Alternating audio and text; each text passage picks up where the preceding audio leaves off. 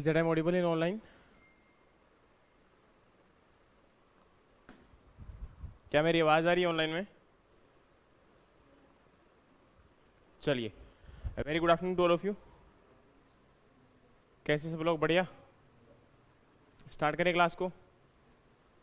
चलिए, तो याद होगा लास्ट क्लास में हम लोग पढ़ रहे थे, फार्मिंग सिस्टम कंप्लीट कर लिया था। आज हमारा जो पार्ट है वो क्या है आपका? Cropping system. फार्मिंग सिस्टम में मैंने बोला था कि एग्रीकल्चर के साथ जो एलाइड एक्टिविटीज़ हैं उनको हम कैसे एक दूसरे के साथ कनेक्ट कर सकते हैं, कैसे उनको हम यूज़ कर सकते हैं मैक्सिमम प्रोडक्शन करने के लिए। उसी प्रकार से यहाँ पर आपका जो है क्रॉपिंग सिस्टम भी हम लोग यूज़ कर सकते हैं। देखिए, क्रॉपिंग सिस्टम का मतलब क्या होता है कि एक ऐसा सिस्टम जिसके अंदर क्रॉप्स को कैसे ग्रो करवाया जाएगा और उससे मिनिमम इनपुट के साथ आपका मैक्सिमम आउटपुट कैसे लिया जाएगा, उसी को हम लोग यहाँ पर क्या बोलते हैं? आपका क्रॉपिंग सिस्टम। देखिए, क्रॉपिंग सिस्टम को आप लोगों ने इतनी आसानी से बोल दिया, लेकिन जब इसकी डेफिनेशन को पढ़ते हो तब थोड़ा सा कंफ्यूजन हो जाता है। तो सबसे पहले हम इनको वन बाय वन कोशिश करते हैं कवर करने की। तो जब वर्ड आपका आता है क्रॉपिंग सिस्टम, तो इसके साथ तीन चीज़ें और हमें, मतलब दो चीज़ें और हमें पढ़नी पड़ती है। पहली है आपका क्रॉपिंग पैटर्न। क्या है आपका क्रॉपिंग पैटर्न? सेकेंड आपका यहाँ पर होता है क्रॉपिंग स्कीम। Cropping scheme. और लास्ट में हम लोग यहाँ पर क्या पढ़ते हैं? आपका क्रॉपिंग सिस्टम। जब क्रॉपिंग पैटर्न और क्रॉपिंग स्कीम समझ में आ जाता है तब हमारा क्रॉपिंग सिस्टम भी समझ में आ जाता है। अब यहाँ पर पैटर्न का क्या मतलब है? देखो, फॉर एग्जांपल तुम लोग कहीं भी किसी भी चीज़ को जैसे अरेंज करते हो, है ना, एक फॉलोइंग मैंने क्या बोला कि तुम्हारे पास ये दो चीज़ें हैं, ये सॉरी तीन चीज़ें हैं, इनको तुम लोग क्या करो? अरेंज करो। हो सकता है कोई ऐसे रख देगा इसको, कोई तीसरा आएगा वो इनको ऐसे रख देगा, ठीक है, और हो सकता है कोई आपका इस प्रकार से। तो हर एक का पैटर्न क्या है? आपका अलग अलग है। समझ में आया मैंने क्या बोला? लेकिन क्या ये तीन चीज़ों को कभी अलग कर पाया? नहीं। क्या जितना इसका स्पेस है उसको कम कर पाया? नहीं। तो यहाँ पर आप लोग क्या देखते हो कि जैसे आपने कई बार देखा होगा कि आपका एक प्लॉट है, इस प्लॉट में फॉर एग्जांपल कितने एकड़ लैंड है? ये 4 एकड़ लैंड है। कितने एकड़ लैंड है? 4 एकड़ लैंड है। अभी प्रेजेंट टाइम में कौन सा सीजन चल रहा है? खरीफ। कौन सा सीजन है आपका? मतलब खरीफ आएगा ना, तो खरीफ में कौन कौन सी क्रॉप आप लोग ग्रो करवाते हो? 4 एकड़ है, 4 ही क्रॉप का नाम बताइए। सबसे पहले राइस, सेकंड, अरे यार तुम लोग एक तो, अरे बेवकूफ, 4 क्रॉप के नाम नहीं ले सकते तुम? क्या करोगे जिंदगी में? मर जाओ डूब के। 4 एकड़ है, 4 ही क्रॉप का आपका यहाँ पर क्या लिखना है? 4 ही क्रॉप को हमें मेंशन करना है। तो 4 क्रॉप को फॉर एग्जांपल यहाँ पर हमने क्या लगाया? राइस, यहाँ हमने मेज लगाया, यहाँ हमने कॉटन लगाया, यहाँ हमने पिजन पी को ग्रो करवा दिया, ठीक है। अब हो सकता है कोई एक और फार्मर हो, वो इन्हीं 4 क्रॉप को ग्रो करवा रहा है, लेकिन वो अगर आपका ऐसे ग्रो करवा देगा तो क्या आपका ये 1 एकड़ में इसने ग्रो करवाया है, तो क्या ऐसे ग्रो करवाने से क्या इसका एरिया इंक्रीज हो जाएगा किसी क्रॉप का? नहीं। तो एरिया तो सेम रहेगा, लेकिन यहां पर याद रखना जो भी क्रॉप ग्रो करवाई जा रही है उसके अंडर में कितना एरिया है, ये हमारा जो स्पेसिफाई करता है उसको हम लोग क्या बोलते हैं? पैटर्न बोलते हैं। पैटर्न का मतलब ये नहीं है कि क्रॉप को किस प्रकार से ग्रो करवाया गया। पैटर्न का मतलब क्या है कि कितना एरिया कौन सी क्रॉप को दिया गया। फॉर एग्जाम्पल यहां पर पिजन पी क्रॉप को हम लोग नहीं ग्रो करवा रहे, यहां पर हम केवल क्या कर रहे हैं? 3 क्रॉप को ग्रो करवा रहे हैं। राइस के अंडर में हमने क्या कर दिया? 2 एकड़ कर दिया। कर सकते हैं हम ऐसा? या हो सकता है मेज को यहां से रिमूव किया, यहां आपका राइस और यहां आपका क्या आ गया? मेज। पॉसिबल हो सकता है। तो ये हमने क्या कर दिया? आपका एक पैटर्न को फॉलो किया। तो पैटर्न में हम लोग क्या करते हैं? केवल और केवल आपका लैंड कितना ऑक्यूपाई किया गया है एक पर्टिकुलर क्रॉप के द्वारा, वो हम आइडेंटिफाई करते हैं किसमें? पैटर्न में। समझ में आ रहा है यहां पर सभी लोगों को? लेकिन आपका जब पैटर्न को फॉलो करते हुए, अब यहां पर होता क्या है, जब आप लोग सिस्टम को पढ़ते हो तो सिस्टम में 2 चीजों को फॉलो करते हो कि सर एक होता है टेम्परल, एक होता है स्पेशियल अरेंजमेंट। एक होता है आपका टेम्परल और एक होता है आपका स्पेशियल अरेंजमेंट, ठीक है। सॉरी, ये आप लोग किस में पढ़ते हो? आपका पैटर्न में, सिस्टम में नहीं। पैटर्न में आप लोग क्या पढ़ते हो? एक टेम्परल और एक आपका स्पेशियल अरेंजमेंट। तो इसी को हम लोग पैटर्न का नाम देते हैं। जब भी आप इसकी डेफिनेशन पढ़ोगे आप बोलोगे कि sir growing of crop in A temporal and spatial arrangement with a specific temporal and spatial arrangement, या फिर क्या बोलते हो with in a specific time and with a specific pattern, वो हमारा क्या होता है आपका पैटर्न कहलाता है। अब मैं आपको कहानी समझाता हूं कैसे बोल रहा हूं। टेम्परल का मतलब क्या होता है, टाइम होता है। टेम्परल का मतलब क्या होता है, टाइम होता है। और स्पेस का मतलब क्या होता है, स्पेस ही होता है, जगह होती है, प्लेस होता है। यस और नो? तो यहां पर आप लोगों ने क्या किया, ये आपका टेम्परल सॉरी स्पेशल यूज कर लिया कि कितना स्पेस एक पर्टिकुलर क्रॉप को दिया गया है, ये हमने क्या कर दिया, इसको स्पेशल बोल दिया। लेकिन टेम्परल कैसे बोलेंगे, टेम्परल बोलेंगे आपका खरीफ के बाद सीजन कौन सा आएगा, रबी, और रबी के टाइम पर आप कौन कौन सी क्रॉप को ग्रो करवा रहे हो। अब मुझे वही 4 क्रॉप का नाम बताइए जल्दी जल्दी से।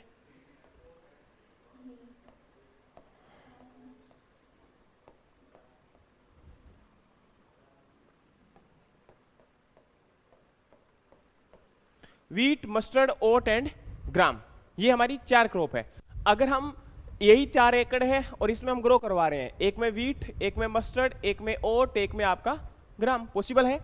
या फिर फॉर एग्जांपल हमने जैसे इसमें किया था, हो सकता है हमने यहाँ पर जो है मस्टर्ड को रिमूव कर दिया और यहीं पर हमने क्या ग्रो करवा दिया, वीट, पॉसिबल हो सकता है ये, यस और नो? तो आपका ये भी हमारा क्या हुआ, स्पेशल अरेंजमेंट हुआ, पर्टिकुलर टाइम में कौन कौन सी क्रॉप को ग्रो करवाया जा रहा है। लेकिन यहां पर राइस के बाद किस क्रॉप को फॉलो किया गया, वो क्या आ गया हमारा, वो क्या आ गया हमारा, टेम्परल आ गया। क्या आ गया, टेम्परल। मतलब टेम्परल एंड स्पेशल अरेंजमेंट जो क्रॉप का होता है उसको हम लोग क्या बोलते हैं, आपका क्रॉपिंग पैटर्न बोलते हैं। केवल किसको, टेम्परल एंड स्पेशल अरेंजमेंट, इसके अलावा कुछ नहीं है। अभी तक हमने क्या इसमें अप्लाई किया, क्या इनपुट होगा, इनपुट कितना अप्लाई किया जा रहा है, किस पैटर्न में हम इनपुट को फॉलो करेंगे, आगे फर्दर उसका यील्ड कितना आएगा, उसमें हमारे कौन कौन से रिसोर्सेज को यूज किया गया, हमने कुछ भी इसके अंदर नहीं देखना।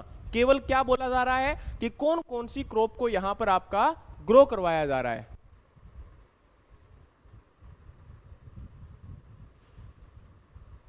It's my humble request to all of you that please do not share the Zoom ID and password,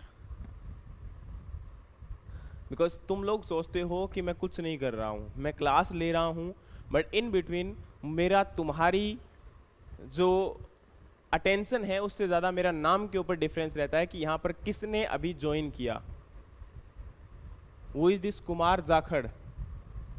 because I am not, है ना, मेरा नाम लेके आप यहाँ पे आओगे इसका मतलब ये नहीं कि आप लोग यहाँ पर आ सकते हो easily. Who is this Kumar Jakhar?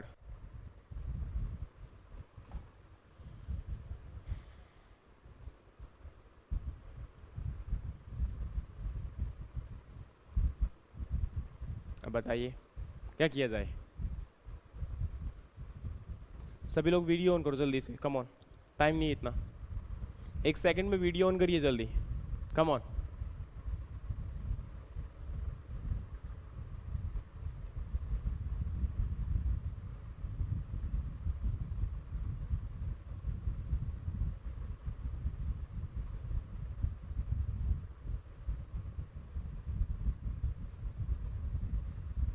Maitreya and Ganesh, okay. एक चीज बताइए, क्या फ्रॉम फर्स्ट डे आपको कहीं भी लग रहा है कि हमारा 1% भी आपको लग रहा है कि पढ़ाया नहीं जा रहा है, टाइम पास किया जा रहा है, कुछ पर्टिकुलर चीजें छोड़ी जा रही है, या फिर आपको केवल हम बेवकूफ बना रहे हैं, ऐसा कहीं लग रहा है? प्लीज यस और नो। देन आप लोग हमें बेवकूफ क्यों बना रहे हो? हम आपको नहीं बना रहे हैं, प्रॉपर टाइम दे रहे हैं। लेकिन मुझे एक चीज बताइए यार, जब आप लोग अपना 100% दे सकते हैं, आपका फ्रेंड डेफिनेटली मानता हूं यार मैं, है ना, दोस्ती निभानी चाहिए, लेकिन आपको इतनी दोस्ती नहीं निभानी चाहिए कि वो आपके लिए महंगी पड़ जाए। समझ में आ रहा है ना? क्योंकि जब अपने पर आएंगे तो जूम से ये भी निकलवा लेंगे कि किस डिवाइस में ओपन हुआ था। समझ में आ रहा है? और डिवाइस निकल गई तो बाकी सारी चीजें निकल जाती है। IMI से हम सब कुछ निकलवा लेंगे, वो कोई समस्याएं नहीं है। इसको परचेज किया है तो कुछ तो होगा यार हमारे पास फायदा, वरना लोग गूगल मीट को यूज कर रहे हैं, फ्री ऑफ कॉस्ट आती है वो, उसमें जितने मर्जी पर्सन को ऐड कर लो, कम नेटवर्क पर सबसे ज्यादा जल्दी वही गूगल मीट ऐड होती है। लेकिन जूम को हम यूज क्यों करते हैं? इसी वजह से यूज करते हैं,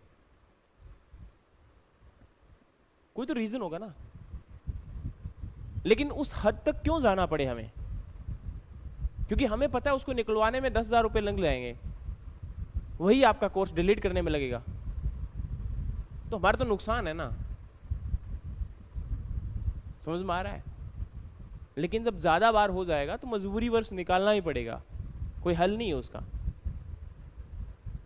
प्लीज हम्बल रिक्वेस्ट है मेरी, आप लोग ऐसा ना करें, है ना। पढ़ना है जितना मर्जी पढ़िए, 10 बार पढ़िए, मैं रोकूंगा नहीं, किसी बैच में आइए, कभी मना नहीं करूंगा। लेकिन अगर आप ऐसी हरकतें करोगे तो एक क्लास का भी टाइम खराब होता है और ये भी होता है, ठीक है। प्लीज देखो क्या बोला कि जब हम आपका सिस्टम को फॉलो करते हैं और पैटर्न को फॉलो करते हैं, दोनों में क्या डिफरेंस है वो हमारी बाद में आएगा, लेकिन अभी पैटर्न को समझते हैं। पैटर्न का मतलब होता है कि पर्टिकुलर टाइम में या आपका आने वाले टाइम के साथ आप किस क्रॉप को रोटेट करवा रहे हो, वहां पर आपका वही क्या होता है, टेम्परल अरेंजमेंट होता है। टेम्परल मतलब टाइम के साथ अरेंजमेंट, ठीक है। एक पर्टिकुलर टाइम में एक पर्टिकुलर स्पेस के ऊपर क्रॉप को किस प्रकार से अरेंज किया जा रहा है, वो हमारा वहां पर क्या है, आपका अरेंजमेंट है। फॉर एग्जाम्पल तुम लोगों ने एक पार्टी को ऑर्गेनाइज किया, फॉर एग्जाम्पल अभी 5 सितंबर आ रहा है, 5 सितंबर को तुम लोगों ने बोला कि सर हम टीचर्स डे आपका क्या करेंगे, सेलिब्रेट करेंगे। समझ में आया? टीचर्स डे को सेलिब्रेट करने के लिए अब तुम लोगों ने एक परमिशन ली, वो मुझसे ले ली, कहानी खत्म हो गई। यानी कि अब टीचर्स डे तुम्हारा सेलिब्रेट होने वाला है, कहां पर होने वाला है, कैसे होने वाला है, अब तुम लोग क्या करोगे, डिसाइड करोगे। फॉर एग्जाम्पल तुम लोग कितने लोग हो, 10 लोग हो। अब तुम 10 लोगों में से 2 लोगों को हेड बनाया गया। क्या किया गया? 2 लोगों को हेड बनाया गया। अब इन 2 लोगों ने क्या किया, तुम सब लोगों से अपना एक बजट अपना डिसाइड कर लिया कि हम कितना पैसा खर्च कर सकते हैं। तो सभी ने बोला कि भाई अप्रोक्सीमेटली 500 दे सकते हैं, इससे ज्यादा पॉसिबल नहीं है क्योंकि घर की कंडीशन खराब है। समझ में आ गया मैंने क्या बोला? तो 500 के अकॉर्डिंग सब लोगों ने बजट बनाया और कितना बन गया आपका, 5000 का बजट। अब 5000 के अकॉर्डिंग तुम लोगों ने बोला कि यार देखो होटल वगैरह तो बुक करना पॉसिबल नहीं है क्योंकि 5000 उसी में निकल जाएंगे, इससे अच्छा हम क्या करेंगे, सर से एक परमिशन और लेकर आते हैं कि हम क्लासरूम में ही क्या करेंगे, आपका सेलिब्रेट करेंगे। समझ में आ गया? अब क्लासरूम में मैंने बोला कि भाई देख लो क्लासरूम में तुम्हारा किस प्रकार से अरेंजमेंट तुम कर सकते हो। तो क्लासरूम में तुम लोगों ने देखा कि टोटल उसकी जो लेंथ है वो कितनी है, 20 फीट की है, और जो उसकी आपकी यहाँ पर ब्रेथ है, विड्थ है, वो कितनी है, 10 फीट की है। तो तुम लोगों ने डिसाइड किया कि भाई अगर हम लोग आपका इतनी सीट को यूज करते हैं, क्योंकि हम 10 लोग हैं और फॉर एग्जांपल 3 या 4 आपके टीचर्स हो जाएंगे, तो कितने हो गए, 13 या 14। तो 14 यहां पर आपका सीट को हमें अरेंज करना है, तो हमने आधा रूम ऑक्यूपाई कर लिया, किसके लिए, सीट के लिए। समझ में आ गया? दूसरा, बाकी आधा रूम बच गया, तो हम बोले कि यहाँ पर आपका एक लेक्चर आ जाएगा, मतलब लेक्चर स्टैंड आ जाएगा, एक साइड मतलब साइड में लगा लो, और साइड में एक आपका क्या आ जाएगा, साउंड सिस्टम आ जाएगा, क्योंकि उसको भी यूज करना है हमें, है ना। तो अब हम लोग क्या बोलेंगे कि यहाँ पर आपके जो प्रोग्राम होंगे हम उनको क्या कर लेंगे, परफॉर्म कर लेंगे। फॉर एग्जांपल डांस वगैरह जो भी हमने करना है या फिर कोई एक्टिविटी परफॉर्म करनी है, हम यहाँ पर परफॉर्म कर लेंगे। समझ में आ गया? तो हमने स्पेस को क्या कर लिया, यूटिलाइज कर लिया। क्या कर लिया, यूटिलाइज कर लिया। ये तो हो गया, समझ में आया आपको कहानी। दूसरी बात क्या है कि आप लोगों ने अब इसके अंदर फर्दर क्या प्लान किया होगा। अब किसी ने बोला होगा कि यार हमें क्या क्या खाना है, ये भी तो इंपॉर्टेंट है ना, क्योंकि बाकी तो ठीक है पैसा किसी चीज के ऊपर नहीं लगेगा, लेकिन एक डेकोरेशन के ऊपर पहले पैसा लगेगा। सबसे पहले डेकोरेट क्या करना है, कितना एरिया डेकोरेट करना है। तो तुम लोगों ने बोला यार सारा एरिया डेकोरेट करने का क्या मतलब बनता है, हम क्या करते हैं एक फ्रंट साइड को डेकोरेट कर लेते हैं, उससे काम चल जाएगा। तुम लोगों ने क्या किया, फ्रंट साइड को डेकोरेट कर लिया। उसमें तुम्हारे कितने रुपए लग गए, हो सकता है मान के चलिए 500 रुपीज वहां पर स्पेंड हो गए, बच्चे कितने, 3500। समझ में आ रहा है, सॉरी 4500, ठीक है। अब 4500 समझते जाना यार, क्योंकि इस एग्जांपल से तुम्हारा ये पूरा का पूरा पैटर्न और सिस्टम समझ में आ जाएगा अगर आप समझोगे तो। यहां पर मैंने क्या बोला, 4500 रुपीज बच गए। अब तुम लोगों ने खाने पीने, के ऊपर, या फिर हो सकता है किसी को गिफ्ट करना होगा, है ना। तुम लोगों ने डिसाइड किया कि भाई जो प्रोग्राम परफॉर्म करेंगे उनमें से जो बढ़िया होगा उनको फर्स्ट या सेकंड के अकॉर्डिंग हम लोग 2 या 3 इनाम भी दे देंगे, ठीक है। या फिर फॉर एग्जांपल तुम लोगों ने सोचा कि एक टीचर्स डे के ऊपर टीचर्स को एक इनाम करना है, वो भी तुम लोगों ने डिसाइड कर लिया। फॉर एग्जांपल तुमने सोचा कि 50 रुपए का या 100 रुपए का गिफ्ट आ गया और बाकी 400 रुपए के बच्चों के गिफ्ट आ गए, तो टोटल 500 रुपए आपकी और स्पेंड हो गए। टोटल कितने रुपए स्पेंड हो चुके हैं? 1000। बचे कितने हैं आपके यहाँ पर? 4000। अब 4000 में तुम सोचोगे कि खाने पीने का क्या हम एडजस्टमेंट करेंगे। अब तुम डिसाइड करोगे कि यार 4000 रुपए हैं, क्या हम लंच को हमें करना चाहिए या हमें लंच और ब्रेकफास्ट दोनों मिलाकर ब्रंच देना चाहिए। क्योंकि देखो, लंच दोगे ब्रेकफास्ट दोगे तो अलग अलग देने में तुम्हारा खर्चा क्या हो जाएगा? ज्यादा हो जाएगा। तुम सोच रहे हो कि यार 4000 रुपए हैं, इससे अच्छा हम क्या कर देते हैं?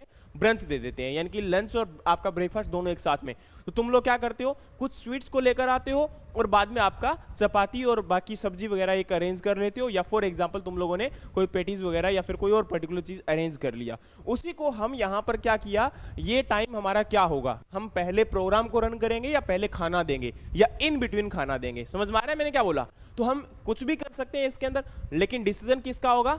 हम सबका होगा। अब दूसरा, यहाँ पर जो प्रोग्राम हो रहा है उसमें प्रोग्राम में तुमने कुछ रखा होगा कि पहले कौन बोलेगा, फिर कौन बोलेगा, फिर कौन किसका प्रोग्राम होगा, फिर किसकी स्पीच होगी। ये सारा कुछ तुम क्या कर रहे हो? पर्टिकुलर टाइम में डिसाइड कर रहे हो। समझ में आ रहा है? और फंक्शन भी तुम्हारा क्या किया जा रहा है? परफॉर्म किया जा रहा है। ये तुम पहले एक क्या कर सकते हो? प्लान तैयार कर सकते हो। अभी हमने ये क्या बनाया है? हमने प्लान तैयार किया है। क्या हमने इस टीचर्स डे प्रोग्राम को सेलिब्रेट कर लिया?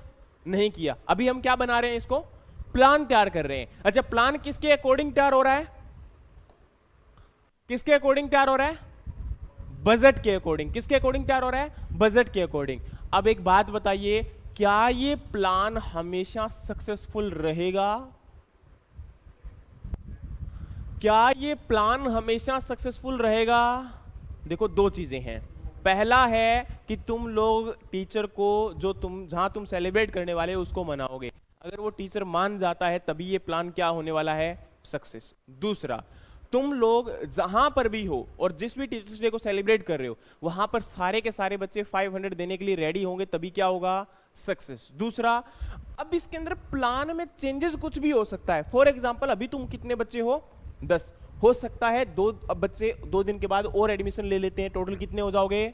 1200। अब ये दोनों बच्चे जो आते हैं वो बोलते हैं कि भाई हम तो 1000 दे देंगे, कोई दिक्कत वाली बात है नहीं है। तो ये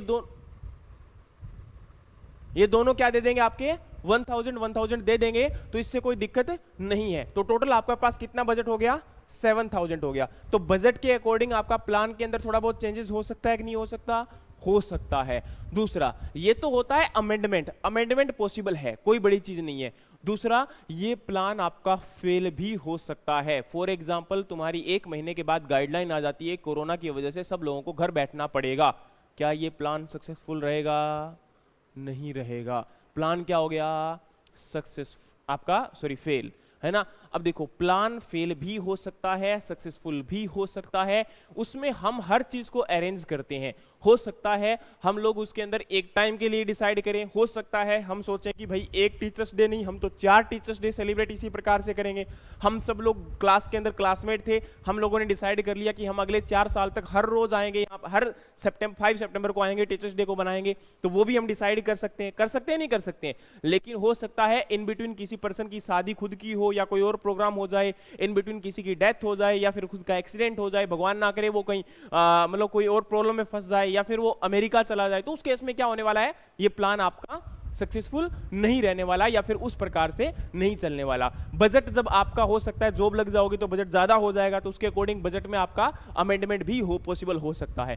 तो इस प्रकार का आपके फील्ड में भी प्लान तैयार किया जा सकता है। फील्ड में आप प्लान तैयार क्या करते हो? फॉर एग्जाम्पल, आपके पास 4 एकड़ लैंड है, तुम लोग सोच लो कि मैं 2 एकड़ में क्या करूंगा? क्रॉप को ग्रो करवाऊंगा, 2 एकड़ में डेयरी फार्मिंग को ओपन करूंगा। डेयरी फार्मिंग के लिए मुझे क्या चाहिए भाई? एक अपना पूरा सेटअप करना है, दूध को प्रोसेस करने के लिए सिस्टम लगाना है, 1 करोड़ रुपए का बजट चाहिए। अब मेरे पास कितने हैं? मैं सोचूंगा 50 लाख रुपए मेरे पास है, गवर्नमेंट सब्सिडी दे रही है 80%, मैं गवर्नमेंट से सब्सिडी ले लेता हूं और मैं इसको बजट को क्या कर देता हूं? परफॉर्म कर देता हूं। लेकिन गवर्नमेंट ने डॉक्यूमेंट की डिमांड की, वो डॉक्यूमेंट मेरे पास अवेलेबल नहीं है, तो क्या मेरा प्लान सक्सेस रहेगा?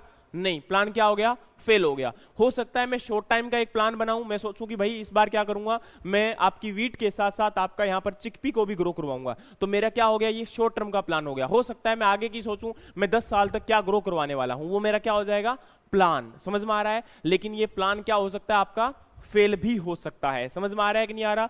तो वही हमारा क्या होता है, क्रॉपिंग स्कीम होता है। क्योंकि जो प्लान होता है, जो आप पेपर के ऊपर एक लेआउट तैयार करते हो, वो हमारा स्कीम हो सकता है, प्लान हो सकता है, लेआउट हो सकता है, और इंडियन देसी भाषा में बोलो तो जुगाड़ भी आप उसको बोल सकते हो। समझ में आ रहा है क्या बोला मैंने, कि मेरा क्या प्लान वहां पर तैयार किया जा रहा है। तो वो आपका वहां पर क्या है, एक प्लान सक्सेसफुल हो नहीं हो वो बाद की बात होती है। लेकिन यहां पर जब तुम एक पर्टिकुलर टाइम के अंदर फील्ड के अंदर कितनी क्रॉप को ग्रो करवाने वाले हो या क्रॉप को ग्रो करवा रहे हो, वो आपका क्या होता है, पैटर्न होता है। क्या होता है, आपका पैटर्न होता है। लेकिन उस पैटर्न के अंदर आप लोग डिफरेंट डिफरेंट जब क्रॉप को ग्रो करवाते हुए आप उससे डिफरेंट डिफरेंट इनपुट अप्लाई करते हुए, आप उसके अंदर डिफरेंट प्रोसेस को मैनेज करते हुए टिल द हार्वेस्टिंग उसके अंदर हर एक ऑपरेशन को कैरी ऑन करते हो और उससे आप मैक्सिमम प्रोडक्शन लेकर आते हो, उसको हम लोग क्या नाम देते हैं, आपका क्या नाम देते हैं, आपका क्रॉपिंग सिस्टम नाम देते हैं। क्या नाम देते हैं, आपका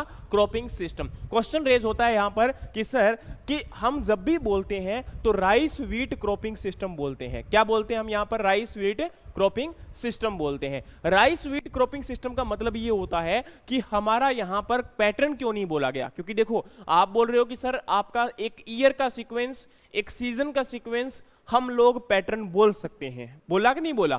क्योंकि मैंने ऑलरेडी क्या बताया आपको, temporal and spatial arrangement in a particular time, वो हमारा क्या होता है, पैटर्न होता है। तो फिर हम इसके अंदर sir rice wheat cropping pattern क्यों नहीं बोलते हैं, सिस्टम क्यों बोलते हैं? इसका रीजन ये होता है क्योंकि राइस और व्हीट को ग्रो करवाने के बाद बहुत सारी प्रोसेस को फॉलो अप किया जाता है और आपका प्रोडक्शन लिया जाता है। पैटर्न का मतलब केवल होता है कि उसको ग्रो करवाया गया, उसका एक अरेंजमेंट दिया गया। लेकिन सिस्टम का मतलब है कि जितनी भी प्रोसेस हमने फॉलो करनी थी, जितनी भी हमने इनपुट अप्लाई करनी थी, वो हमने अप्लाई की और उससे हमने प्रोडक्शन लिया, उससे हमने एक आउटपुट लिया, वो हमारा किसके अंदर कंसीडर किया जाता है, सिस्टम में कंसीडर किया जाता है। इसलिए हम यहां पर बार बार वर्ड जो यूज करते हैं वो सिस्टम यूज करते हैं, ना कि आपका पैटर्न यूज करते हैं। बताइए समझ में आया कि नहीं आया? ठीक है, ये चीज हमारी बहुत इंपॉर्टेंट होती है क्योंकि सिस्टम और पैटर्न में कई बार डिफरेंस हम समझ ही नहीं पाते हैं कि क्या हम बोलने जा रहे हैं। लेकिन सिस्टम और पैटर्न में इतना डिफरेंस है कि हम वहां पर पैटर्न को फॉलो करते हुए हमारे जितने भी रिसोर्सेस हैं उनको यूटिलाइज करते हुए हम एक उसका मैक्सिमम आउटपुट निकालने की कोशिश करते हैं। तो यहां पर आपका देखो दोनों का मेन ऑब्जेक्टिव बता देता हूं। आपका जो पैटर्न है क्रॉपिंग, उसका मेन ऑब्जेक्टिव क्या है? जो आपका क्रॉपिंग पैटर्न है उसके अंदर क्या होता है, temporal and spatial arrangement of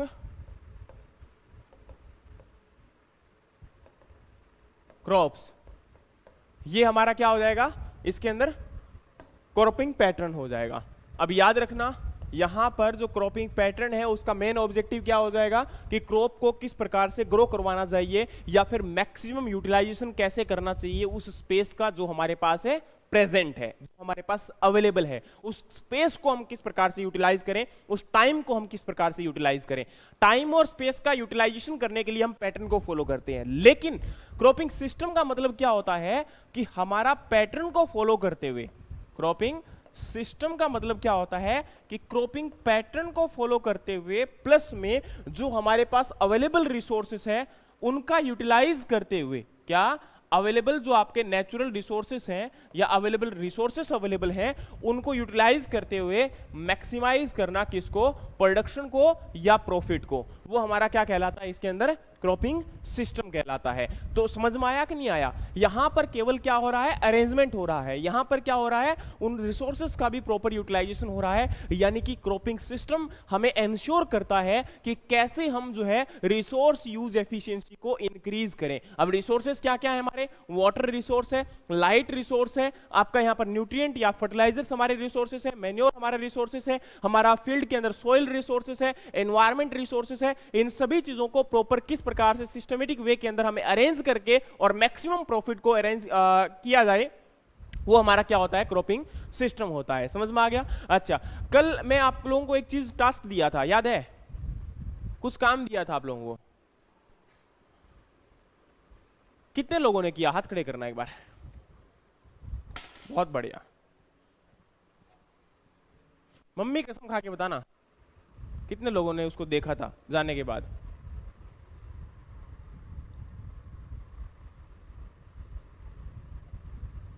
एक, दो, तीन, चार, पाँच, छः। बहुत बढ़िया। एक मिनट हाथ खड़े रखना आप में से। 1 2 3 4 5। आप बेटा क्या कर रहे थे? पढ़ने आए हो? नहीं लगता। क्या निकाला आंसर फिर?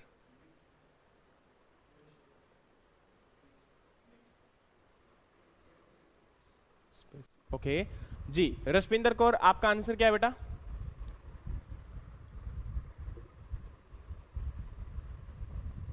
माइक को अनम्यूट कीजिए बेटा, फिर पता चलेगा। ओके पल्लवी, पल्लवी राव।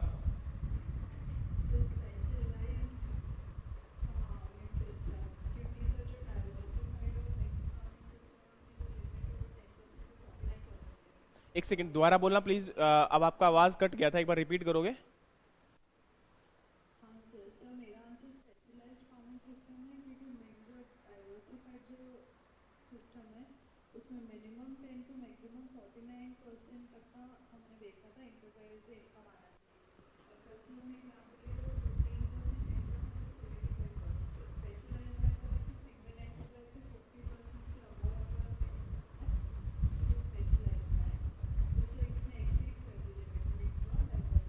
ओके अनुषा।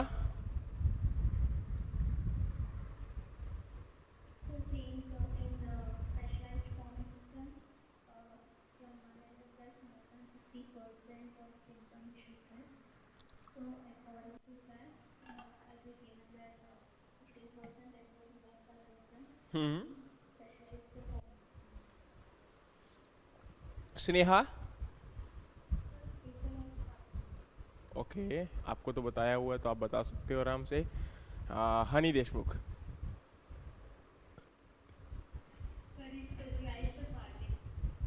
कैसे?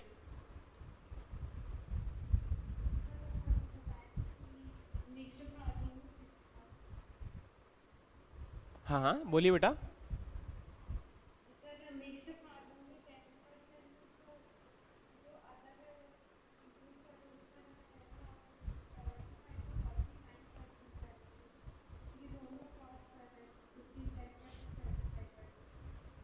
गुड। संयुक्ता।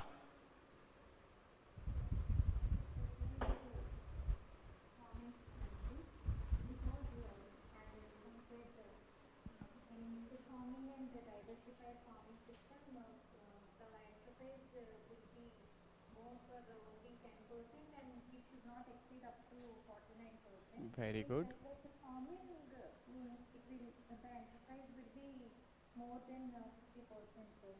गुड। आपने मिक्स कैसे किया?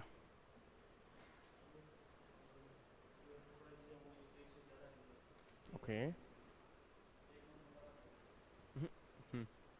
नवीन फिर क्या हो गया?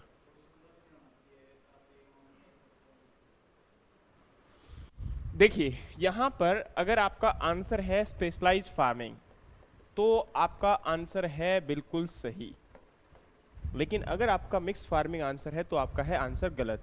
रीजन क्या है? क्योंकि यहाँ पर देखो एक अगर आप लोगों ने कभी भी उस चीज को फॉलो किया, क्योंकि मैंने 3 से 4 बार ये शब्द बोला कि हमारा क्या है 75%, 15% और आपका 10%। तो इसमें आप लोगों को मैंने एक बात बोली थी डाइवर्सिफाइड फार्मिंग बताते हुए कि हमारा जो मिक्स फार्मिंग है वो एक प्रकार से डाइवर्सिफाइड फार्मिंग का ही टाइप है। ये हमने कहीं ना कहीं उसके अंदर मेंशन किया था जब मैंने बोलते हुए।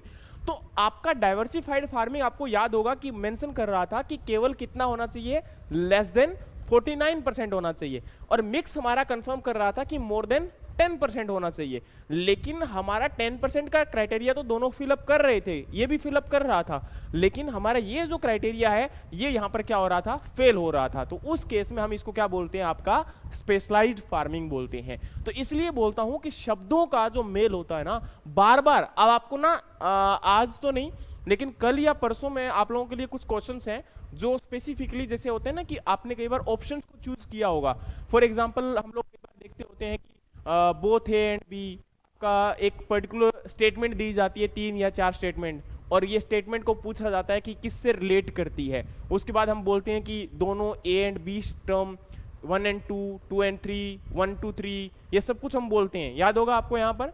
तो ये जो चीज़ हम फॉलो अप करते हैं ना, ऐसे क्वेश्चन हैं कम से कम 20-25 हैं। कुछ क्वेश्चन यूपीएससी में आए हुए क्वेश्चंस हैं और कुछ क्वेश्चंस वैसे बनाए हुए हैं। तो दोनों प्रकार के जो क्वेश्चंस होंगे उनको मैं कोशिश करूंगा एक्सप्लेन कर सकूं।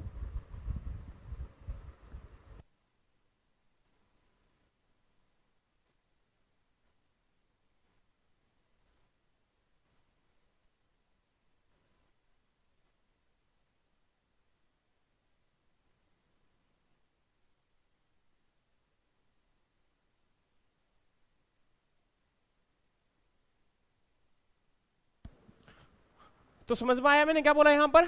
तो इस चीज को, तो आपका जो आने वाले कुछ मैं भी कल या परसों तक मैं देखूंगा, है ना, शाम तक मुझे अगर टाइम मिलेगा तो वीडियो ही लेकर आऊंगा यूट्यूब पर ही। और ये जो यूट्यूब पे क्वेश्चंस होते हैं उनको देख लिया करो यार, क्योंकि इतना टाइम नहीं होता कि क्लास के साथ इनको भी, क्योंकि आपका जो बैच होता है ना 3 महीने का बोलकर 4 से 4.5 महीने चला जाता है। और सोच कर देखिए इतना टाइम नहीं है कि हर बार हर एक क्वेश्चन को यहाँ पर एक्सप्लेन किया जाए। तो आपके अगर यूट्यूब पे क्वेश्चंस आ रहे हैं तो उसको आप इग्नोर मत करिए, मैं आपको बार बार बोल रहा हूँ। वीडियो को चाहे गंदी गंदी गालियाँ निकाल दिया करो, कोई फर्क नहीं पड़ता उससे, डिसलाइक कर दिया उससे फर्क नहीं पड़ता। फर्क इस बात से पड़ता है कि तुम क्वेश्चंस निकाल लिया करो। समझ में आ रहा है मैं क्या बोल रहा हूँ? मेरे लिए मत देखा करो, तुम्हारे लिए देख लिया करो। हाँ, ये होता है कि अगर मैं टाइम पास करता होता वहां पर फिर अलग बात होती, ठीक है। 99% वहां पर केवल और केवल क्या लेकर आते हैं? क्वेश्चंस लेकर आते हैं। तुम वीडियो को देख लो यार, 90% वीडियो देखो, 10% में करना पड़ेगा, हमारी मजबूरी है, क्योंकि उसके अलावा जाएंगे कहाँ? समझ में आ रहा है ना?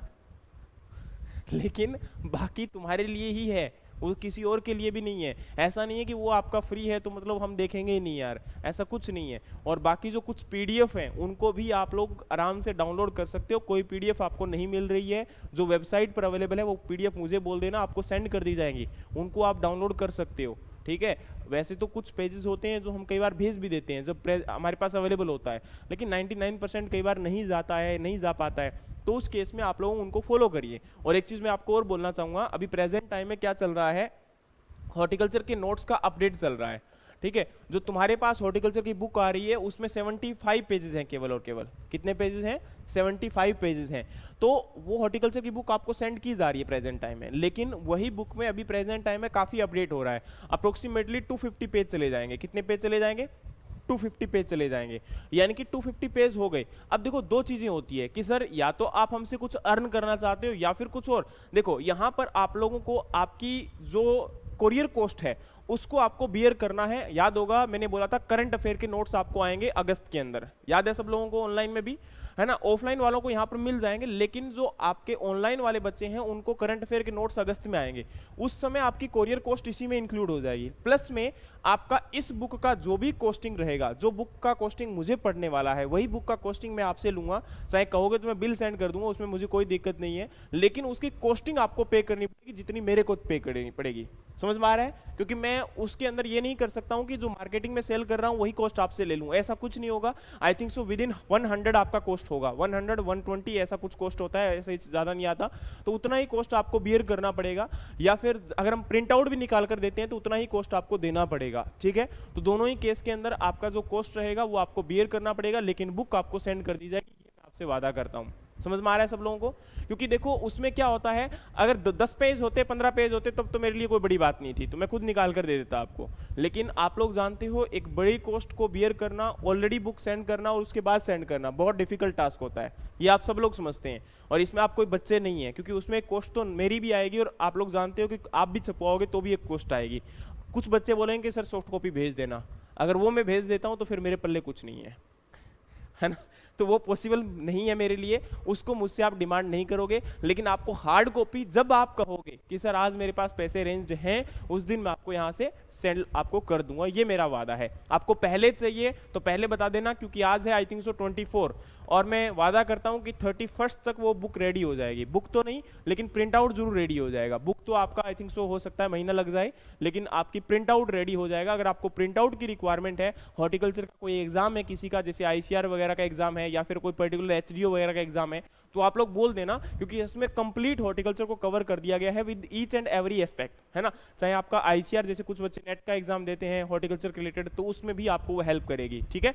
या फिर आपका कोई फ्रेंड है, लेकिन याद रखना बुक आपकी तरफ एक ही जाएगी विद इन कॉस्ट, फिर उसके बाद तो कॉस्ट आपको पता है कितनी लगती है, समझ में आ रहा है, क्योंकि यही सेम बुक 500 की सेल होगी, कोरियर कॉस्ट अलग है, समझ में आ रहा है। तो आप लोग समझ सकते हैं। तो आपको जो बुक मैं बोल रहा हूं कि इसके अंदर कितना जाएगा वो आपको मैंने बता दिया, बाकी आपकी मर्जी है, इसमें कोई डाउट नहीं है बेटा, समझ में आ रहा है।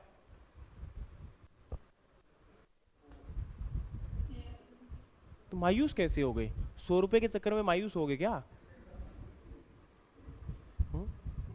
तो इसके चक्कर में दुखी हुए पड़े हो यार, इतने ज्यादा दुखी मत हो। वाकई में अगर जेन्युइन प्रॉब्लम है मुझे बोल देना, भेज दूंगा, ठीक है, लेकिन ऐसे नहीं, दुखी मत हो, रो मत, समझ में आ रहा है। थोड़ा सा हाँ, खिलखिलाते चेहरे अच्छे लगते हैं, बुरे नहीं लगते। चलिए वापस आते हैं हमारे पॉइंट के ऊपर। मैंने क्या बोला, cropping pattern, cropping system. Cropping pattern का मतलब है कि स्पेस और टाइम के अकॉर्डिंग जो क्रॉप का अरेंजमेंट किया जा रहा है। क्रॉपिंग सिस्टम का मतलब है कि आपकी क्रॉप को जो एक पर्टिकुलर टाइम में अरेंजमेंट किया, प्लस में रिसोर्सेस को कैसे यूटिलाइज किया और उससे हमने मैक्सिमम प्रॉफिटाइज कैसे किया या फिर मैक्सिमम प्रोडक्शन कैसे लिया, वो हमारा क्या होता है, क्रॉपिंग सिस्टम। क्रॉपिंग स्कीम का मतलब होता है कि हमने जो एक प्लान तैयार किया है, एक लेआउट तैयार किया है कि फील्ड में किस प्रकार से क्रॉप को ग्रो करवाना है या फिर हमें किस सिस्टम को फॉलो करना है, वो हमारा क्या होता है, क्रॉपिंग प्लान होता है, ठीक है। क्रॉप आपका क्रॉपिंग स्कीम जिसको आप लोग बोलते हो, ठीक है। चलिए अब ये चीजें तो हो गई, इनकी डेफिनेशन हो गई, लेकिन अभी क्रॉपिंग सिस्टम जो होता है ना, वो हमारा एक बड़ा पार्ट है, वो इतना सा नहीं है, उसके अंदर बहुत सारी चीजें हैं। आप लोग जो इंटर क्रॉपिंग करते हो, आप लोग जो मिक्स क्रॉपिंग करते हो, वो किसके अंडर में आता है, क्रॉपिंग सिस्टम में आता है। किस में आता है, क्रॉपिंग सिस्टम में आता है। कहाँ है तू, क्लास में है? क्या बोला मैंने अभी?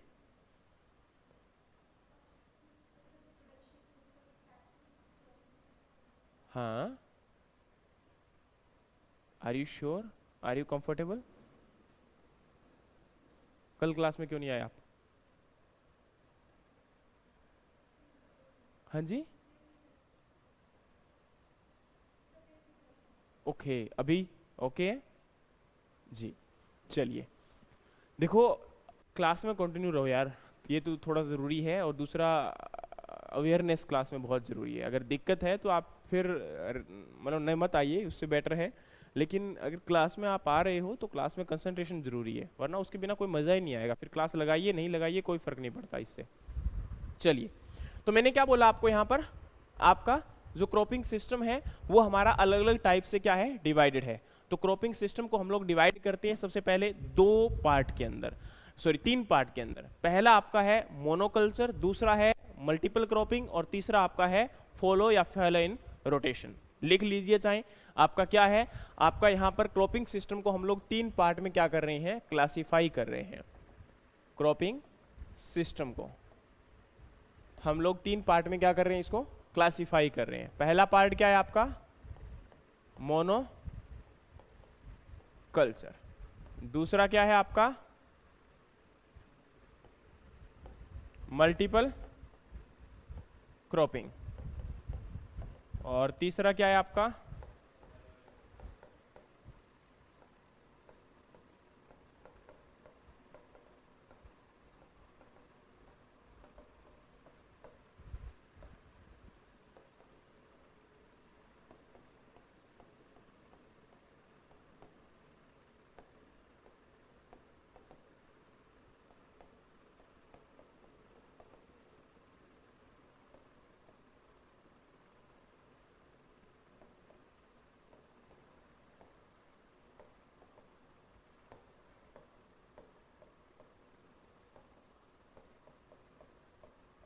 देखिए जब भी आप लोग मल्टीपल क्रॉपिंग को पढ़ते हो तो मल्टीपल क्रॉपिंग फर्दर डिवाइड हो जाती है कितने टाइप में, आपका एक पैरेलल मल्टीपल क्रॉपिंग और एक आपका सिक्वेंशियल मल्टीपल क्रॉपिंग। समझ में आ रहा है? देखो यहां पर मोनोकल्चर है और एक वर्ड आप लोग और लिखते हो मोनोक्रॉपिंग, लिखते हो नहीं कर दिखते हो, और एक आपका वर्ड लिखा जाता है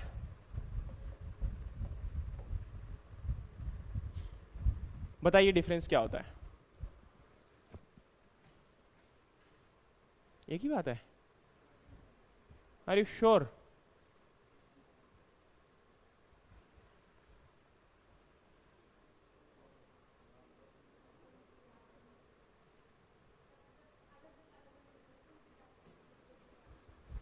चलिए बताइए भाई सब लोग।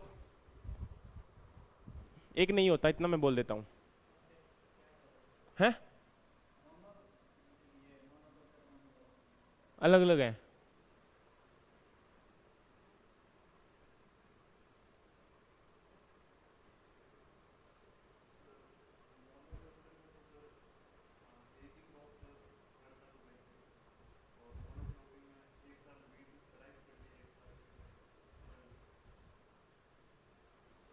और कोई?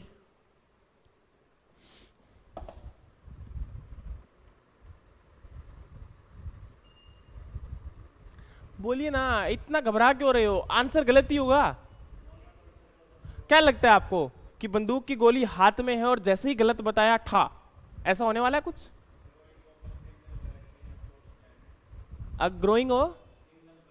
हाँ, उसको क्या बोलते हैं? हट। चलिए, यहां पर सबसे पहले आपका मोनोक्रॉपिंग और मोनोकल्चर को क्लियर करते हैं। देखो, एक फील्ड है, ये आपका क्या है? यहां पर फील्ड है। ये सोच के देखिए कि आपके पास एक ही एकड़ लैंड है। आप अपने पूरे फील्ड में एक साल में केवल एक ही क्रॉप को ग्रो करवा रहे हो। ठीक है? पूरे साल में क्या कर रहे हो? केवल एक क्रॉप को ग्रो करवा रहे हो, बिकॉज आपके पास वाटर की उतनी अवेलेबिलिटी नहीं है या फिर कोई और रिसोर्सेस वहां पर क्या है? अवेलेबल नहीं है।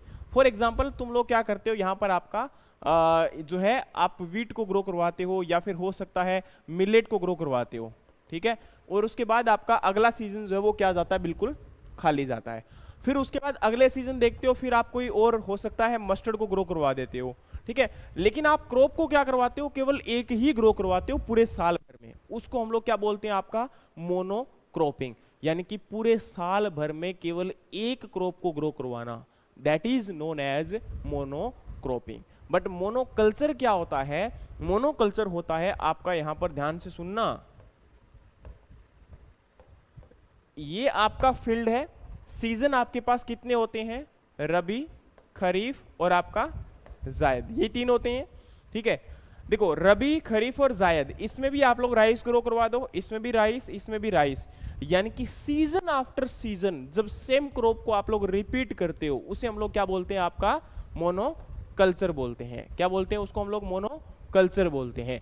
देखो, कल्चर में यहां पर हो सकता है आप लोग फिश कम आपका राइस कल्चर कर सकते हो, लेकिन कल्चर के अंदर क्या होता है, आप लोग हो सकता है गोट फार्मिंग को आप लोग रेयर कर रहे हो सकता है आप लोग वहां पर कोई भी अगर फार्मिंग एक्टिविटी को वहां पर इंक्लूड करके और उसको आप रेयर कर रहे हो, लेकिन आपका हर बार वही चीज पॉसिबल हो रही है। उसके अलावा आप ना तो कोई दूसरी क्रॉप को यूज करते हो, ना ही कोई दूसरा फार्मिंग सिस्टम को अडॉप्ट करते हो, तो वो हमारा यहां पर क्या होता है? आपका मोनो कल्चर होता है। समझ में आ रहा है मैंने क्या बोल रहा? हो सकता है आप फिशरी कल्चर करते हो, तो फिशरी कल्चर करते हो तो क्या पोंड बनाकर आप ऐसा कर सकते हो कि एक साल पोंड बना लिया, दूसरे साल पोंड को मिटा दिया, फिर क्रॉप ग्रो करवा ली? ऐसा होता है क्या? नहीं होता ना, बड़ा डिफिकल्ट टास्क है ना। तो आपका पोंड जो है एक साल में वहीं पर ग्रो करवाओगे, उसमें आप लोग बार बार क्या करते हो? फिश रेयरिंग करते हो, या फिर आपका क्रॉप आफ्टर क्रॉप। लेकिन ये मोनोकल्चर हमेशा क्रॉप के रिस्पेक्ट में फॉलो किया जाता है, और इसमें आप लोग क्या पढ़ते हो कि क्रॉप आफ्टर क्रॉप, है ना, जब सीजन आफ्टर सीजन एक सिंगल क्रॉप को फॉलो किया जाता है, वो हमारा क्या होता है? मोनोकल्चर। लेकिन अगला वर्ड आपका आता है सोल क्रॉपिंग। क्या होता है आपका? Sole cropping. अब देखो, सोल क्रॉपिंग का मतलब होता है जब एक क्रॉप आपकी, जो यहां पर राइस था या वीट था, कोई भी था, क्रॉप के अंदर भी एक स्पेसिफिक वेराइटी, फॉर एग्जांपल हमारी राइस की वेराइटी है आपकी पूसा 1121, है ना, पूसा 1121। तो आप लोग पूसा 1121 को जब ग्रो करवाओगे, तो आप लोग क्या कर रहे हो? केवल और केवल इसी वेराइटी को ग्रो करवा रहे हो, इसके अलावा इस वेराइटी में कोई भी दूसरी वेराइटी आपकी मिक्स्ड नहीं है। So in that case it will be known as sole cropping. क्या बोलते हैं हम इसको? Sole cropping. जब किसी भी वेराइटी को यहां पर आपका प्योर फॉर्म में या प्योर फॉर्म के अंदर आप लोग ग्रो करवा रहे हो, वो हमारा किस में जाएगा? सोल क्रॉपिंग के अंदर कंसिडर किया जाता है। समझ में आ रहा है कि नहीं आ रहा? अरे भैया, सर नो, तीनों लग रहे हैं क्या सेम, लेकिन तीनों क्या है अपने आप में थोड़ा थोड़ा डिफरेंस है, थोड़ी थोड़ी कंफ्यूजन हो जाती है वहां पर एग्जाम में। जब आप लोग देखोगे तो एक सिंगल पॉइंट से भी आपका आंसर क्या हो जाएगा, चेंज हो जाएगा। तो उसी टाइम हम लोग ये गलती कर देते हैं और फिर हम क्या बोलते हैं कि सर लग तो सेम रहा था यार, है ना। फिर कोई यूट्यूब में उसका आंसर सही बता देता है तो उसको गालियां निकालते हैं क्योंकि हमने गलत कर दिया उसका आंसर, है ना। अरे तेरे को पढ़ाना नहीं आता, तूने कहाँ से डिग्री कर ली, तू कब आया था, है ना, कब देखा तूने, हमारे सर ने तो ये बताया हुआ था। अब ये तो ना तो भरोसा कर सकते हैं ना कुछ और कर सकते हैं, तो ऐसा नहीं करना है। जब भी आप लोगों को इस प्रकार का डाउट आए आप लोग पूछ सकते हो, ठीक है। अभी भी अगर कोई डाउट हो तो आप आराम से पूछ लेना, लेकिन मैं आगे बढ़ता हूँ, फिर उसके बाद हम अगले पॉइंट के ऊपर आएंगे। अगला हमारा पॉइंट है क्या, मल्टीपल क्रॉपिंग, यानी कि एक साल में जब 2 या 2 से ज्यादा क्रॉप को आप लोग ग्रो करवा रहे हो फील्ड में, वो हमारा क्या आ जाएगा, मल्टीपल क्रॉपिंग आ जाएगा। अब मल्टीपल क्रॉपिंग में आप लोगों को एक हमने बोला पैरेलल, एक हमने बोला सीक्वेंशियल। देखो दोनों में डिफरेंस क्या है। पैरेलल का मतलब होता है, फॉर एग्जांपल अभी मैं क्या कर रहा हूं, यहां से मैंने मूवमेंट करना स्टार्ट कर दिया और मूवमेंट करते ही मेरे साथ में यहां पर एक लड़का और बोला कि सर मैं भी आपके साथ चलता हूं। तो हम दोनों क्या हुए, यहां से चले और रूम तक गए, तो हम दोनों ने क्या आपका पैरेलली जो है उसको आपका क्लियर किया पर्टिकुलर टाइम को। दूसरा क्या हुआ, मैंने बोला कि भाई मैं अपने रूम पे जा रहा हूं, जैसे ही मैं रूम पे पहुंचूंगा मैं तुम्हें कॉल कर दूंगा, तुम यहां से क्या करोगे, चल पड़ोगे। समझ में आया। फॉर एग्जांपल मैं रूम पे गया और रूम पे जाने के बाद मैंने देखा कि भाई मिल्क नहीं है, दही नहीं है ना, या फिर हमने पहले यहां से डिसाइड कर लिया था कि भाई रूम के ऊपर दूध है या नहीं है, या दही है या नहीं है, या खाने की कोई चीज है या नहीं है। तो हम लोगों ने डिसाइड किया और फिर मैंने बोला कि यार एक काम करना, तू बाद में आना, पहले मेरे को रूम पे पहुंचने दे, रूम पे पहुंचने के बाद मैं देखूंगा कि वहां पर है या नहीं है दूध दही, है ना। अगर नहीं हुआ तो तू क्या कर लेना, यहां से लेके और रूम पे आ जाना। समझ में आ रही है मेरी बात आपको। तो वो आपका कब हुआ, एक सीक्वेंस में हुआ। पहले मैं गया, पहले मैं वहां पर रीच किया, तब उसके बाद आपने क्या किया, यहां से मूवमेंट को स्टार्ट किया। वो हमारा क्या होता है, सीक्वेंस होता है। समझ में आ रहा है। फॉर एग्जांपल तुम एक बैंक में जाते हो, बैंक में तुम पैसा अगर लेने जा रहे हो, है ना, कैशियर के पास, या फिर आपका बैंक डिपॉजिट करवाने जा रहे हो। अब वो बात अलग है, आजकल मशीन आ चुकी है कैश डिपॉजिट के लिए भी और कैश विड्रॉल के लिए, जिसे हम एटीएम के नाम से जानते हैं। लेकिन अगर तुम बैंक में जा रहे हो और पैसा तुम्हें डिपॉजिट करवाना है, उस केस के अंदर आप लोग एक लाइन में लगते हो। फॉर एग्जांपल तुम्हें अकाउंट भी ओपन करना है तो तुम एक लाइन में लगते हो, और उस लाइन में क्या पॉसिबल हो सकता है कि आपका कैशियर जो है वो सेम टाइम में आपको भी पैसे दे दे और दूसरे को भी पैसे दे दे। ऐसा नहीं होता ना, पहले वो एक को क्या करेगा, आपका कंप्लीट करेगा, फिर क्या करेगा, आपका सेकंड नंबर आएगा। वो होता है हमारा सीक्वेंस, यानी कि एक को कंप्लीट किया फिर आपका दूसरा। वहां पर क्या हो सकता है, एक सिंगल टाइम में वहां पर 2 काउंटर लगे हुए हैं, दोनों ही कैशियर के हैं, दोनों ही डिपॉजिट ले रहे हैं और दोनों ही आपका कैश दे रहे हैं। तो सेम टाइम में क्या हुआ, तुम इस लाइन में थे, तुम इस लाइन में थे, लेकिन बैंक क्या था तुम्हारा, सेम था। तो दोनों ने क्या कर दिया, सेम टाइम पर पैसे डिपॉजिट करवा दिए। तो वो हमारा क्या हो गया, पैरेलल टाइम में हो गया। क्या हो गया आपका, पैरेलल टाइम में हो गया। बताइए समझ में आ रहा है कि नहीं आ रहा। इसी प्रकार से एक फील्ड है, फील्ड के अंदर प्रेजेंट टाइम में तुम लोगों ने क्रॉप को ग्रो करवाया हुआ है और उसी के साथ आपने दूसरी लाइन एक और ग्रो करवा दी, वो हमारी क्या हो जाएगी, पैरेलल। अब पैरेलल का मतलब तुम समझ गए होंगे कि हम इंटरक्रॉपिंग की बात कर रहे हैं। समझ में आ रहा है हमारा यहाँ पर। चलिए तो यहाँ पर आपका इसको हम अंडरस्टैंड करते हुए लिखते हैं कि इसके अंदर होता क्या क्या है। तो सबसे पहले आपका जो मोनोक्रॉपिंग था वो हमें समझ में आ गया, मल्टीपल क्रॉपिंग था वो भी हमें समझ में आ गया, इसके अंदर पैरेलल और सीक्वेंशियल भी हमें समझ में आ गया। इसको भी एक बार देख लेते हैं, फॉलो या फैलो इन रोटेशन।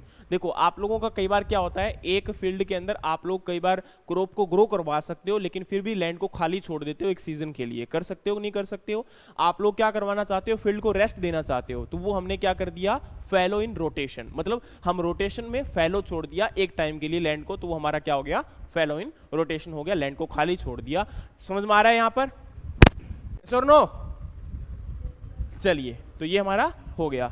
अब जो है इसके अंदर मोनोकल्चर जो है इसका फायदा क्या है, क्यों हम इसको फॉलो करते हैं, क्या इसकी कहानी है, या मोनोकल्चर या मोनोक्रॉपिंग क्यों फॉलो किया जा रहा है। देखो कई बार होता क्या है कि जो उस एरिया की कंडीशन होती है वो कंडीशन उन्हें मजबूर कर देती है कि वो एक ही क्रॉप को एक साल में ग्रो करवा सकते हैं। फॉर एग्जांपल हम ड्राईलैंड एरिया की बात करते हैं, जहां पर जो आपका जैसे एग्जांपल के तौर पे बात करें राजस्थान की, राजस्थान में होता क्या है कि वाटर की स्कार्सिटी है।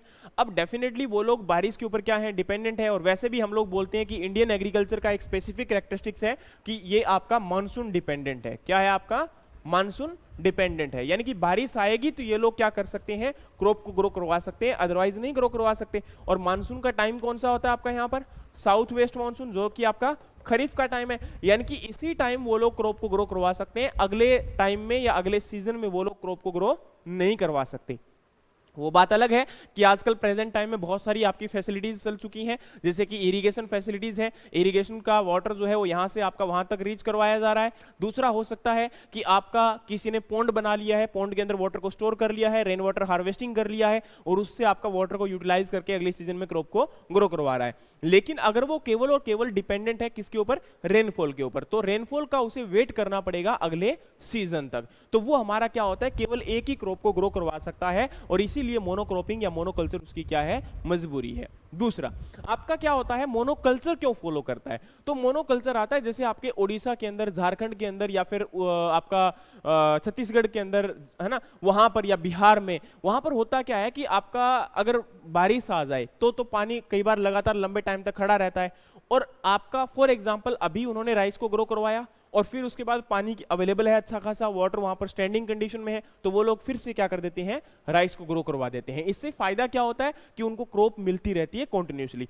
और दूसरा रीजन क्या है कि वो वहां पर कोई और क्रॉप को ग्रो करवा नहीं सकते हैं, क्योंकि आपको पता है जो वाटर स्टैंडिंग कंडीशन में होता है तो क्या राइस के अलावा आपकी जूट वगैरह को ग्रो करवा सकते हो, अदरवाइज आप लोग कोई भी क्रॉप को ग्रो नहीं करवा सकते हो। तो उस केस में वो लोग वहां पर, उनकी मजबूरी है, उनकी वहां पर एक कंडीशन है कि जिसकी वजह से वो ग्रो करवाते हैं। अब मोनोकल्चर का ये तो हुआ कि हमने ग्रो क्यों करवाया, अब इसके फायदे क्या हैं। फायदा ये है कि हमें एक ही प्रकार के इंप्लीमेंट को बार बार यूज करना पड़ता है, हमें बार बार उसके अंदर कोई बार बार मशीनरी को चेंज नहीं करना पड़ेगा, क्योंकि अगर आप राइस को ग्रो करवा रहे हो तो केवल राइस के लिए मशीन आपको चाहिए, अगर आप लोग वहां पर मिलेट्स को ग्रो करवा रहे हो तो मिलेट्स के लिए मशीन चाहिए, उसके लिए वहां पर जो इंटरकल्चर ऑपरेशन है वो भी आपको सेम करने पड़ेंगे। फार्मर को कहीं किसी के पास जाना नहीं पड़ेगा, वो खुद मोनोक्रॉपिंग करके या मोनोकल्चर करके क्या हो चुका है, उसका एक प्रकार से यूज टू हो चुका है, उसको पता है कि उसकी एक्टिविटी कौन कौन सी परफॉर्म करनी है, उसको किसी प्रकार की आपकी रिक्वायरमेंट नहीं है। तीसरा, उसके पास, क्योंकि डेफिनेटली अगर वो मोनोक्रॉपिंग ग्रो करवा रहा है तो इजीली उसके पास मार्केटिंग का क्या होगा, एक्सेस भी होगा, ठीक है। और यहां पर आपका मोनोक्रॉपिंग का उसके लिए अब आपके जो नुकसान है वो स्टार्ट हो जाएंगे। नुकसान कैसे स्टार्ट हो जाएंगे, पहला नुकसान ये हो जाएगा कि अगर वो लॉन्ग टाइम तक सेम क्रॉप को ग्रो करवाता है तो फील्ड में होता क्या है कि आपका लॉस हो जाएगा, किसका, नाइट्रोजन का, या फिर बाकी आपका जो न्यूट्रिएंट है वहां से रिमूव आउट होना स्टार्ट हो जाएंगे।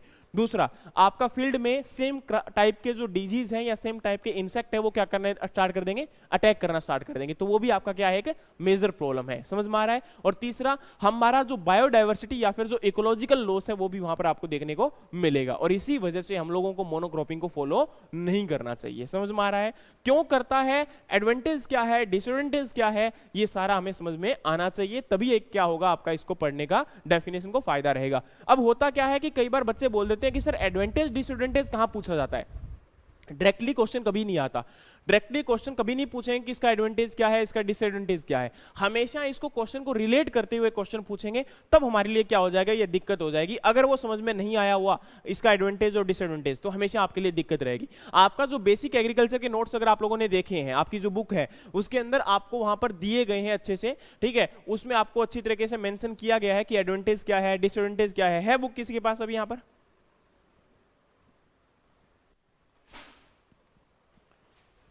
देखिए ये आपका यहाँ पर क्या है, प्रेजेंट टाइम है, क्रॉपिंग सिस्टम 53 नंबर पेज पे है ना।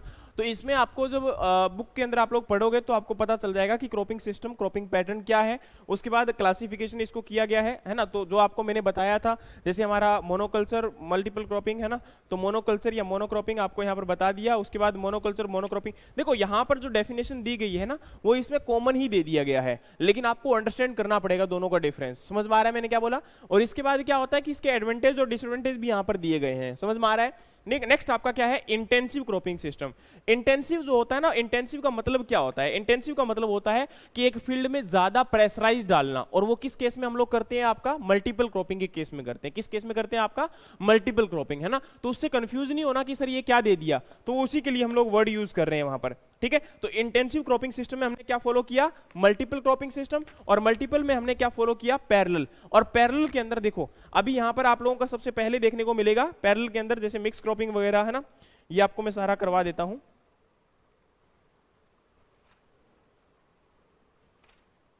ये देखिए टोटल आपका 53 से स्टार्ट होता है और 61 तक यही रहता है, ठीक है। तो इसके अंदर सारा का सारा केवल क्या दिया गया है, आपका क्रॉपिंग सिस्टम दिया गया है, ठीक है। इसको ही हमें फॉलो अप करना है और इसी से हमें इसका आंसर भी निकालना है। जैसे लैंड इक्विवेलेंट रेशियो है, क्रॉप रोटेशन है, ये सारा का सारा यहीं से आपको अंडरस्टैंड हो जाएगा अगर आप लोग पढ़ोगे अच्छे से। तो पहले मैं आपको समझा देता हूँ, फिर आपको ये इजीली अंडरस्टैंड हो जाएगा।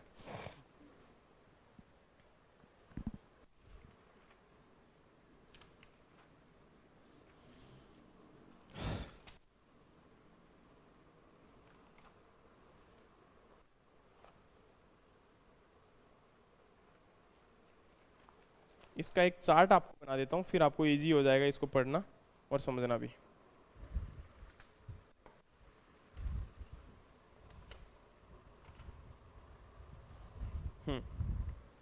लिख लीजिएगा इस चार्ट को ताकि आपको बाद में दिक्कत ना आए।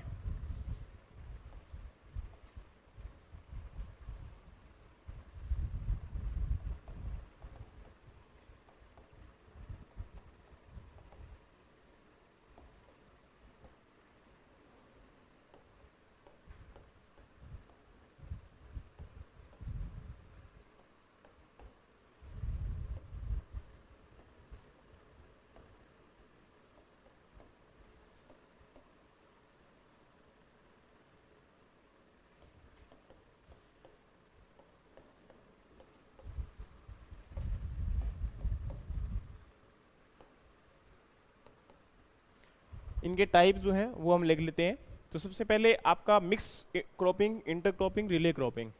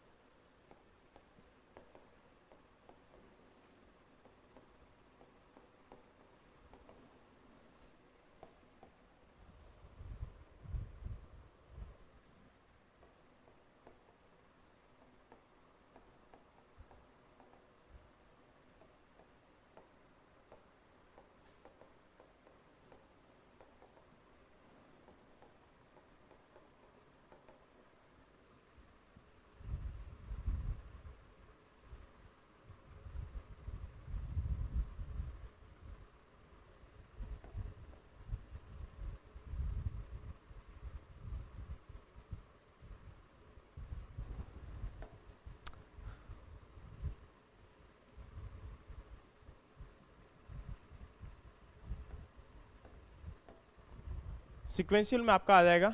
इसके अंदर अगर आप लोग लिखोगे तो पहला है आपका डबल क्रॉपिंग, फिर है ट्रिपल, फिर आपका क्वाड्रपल।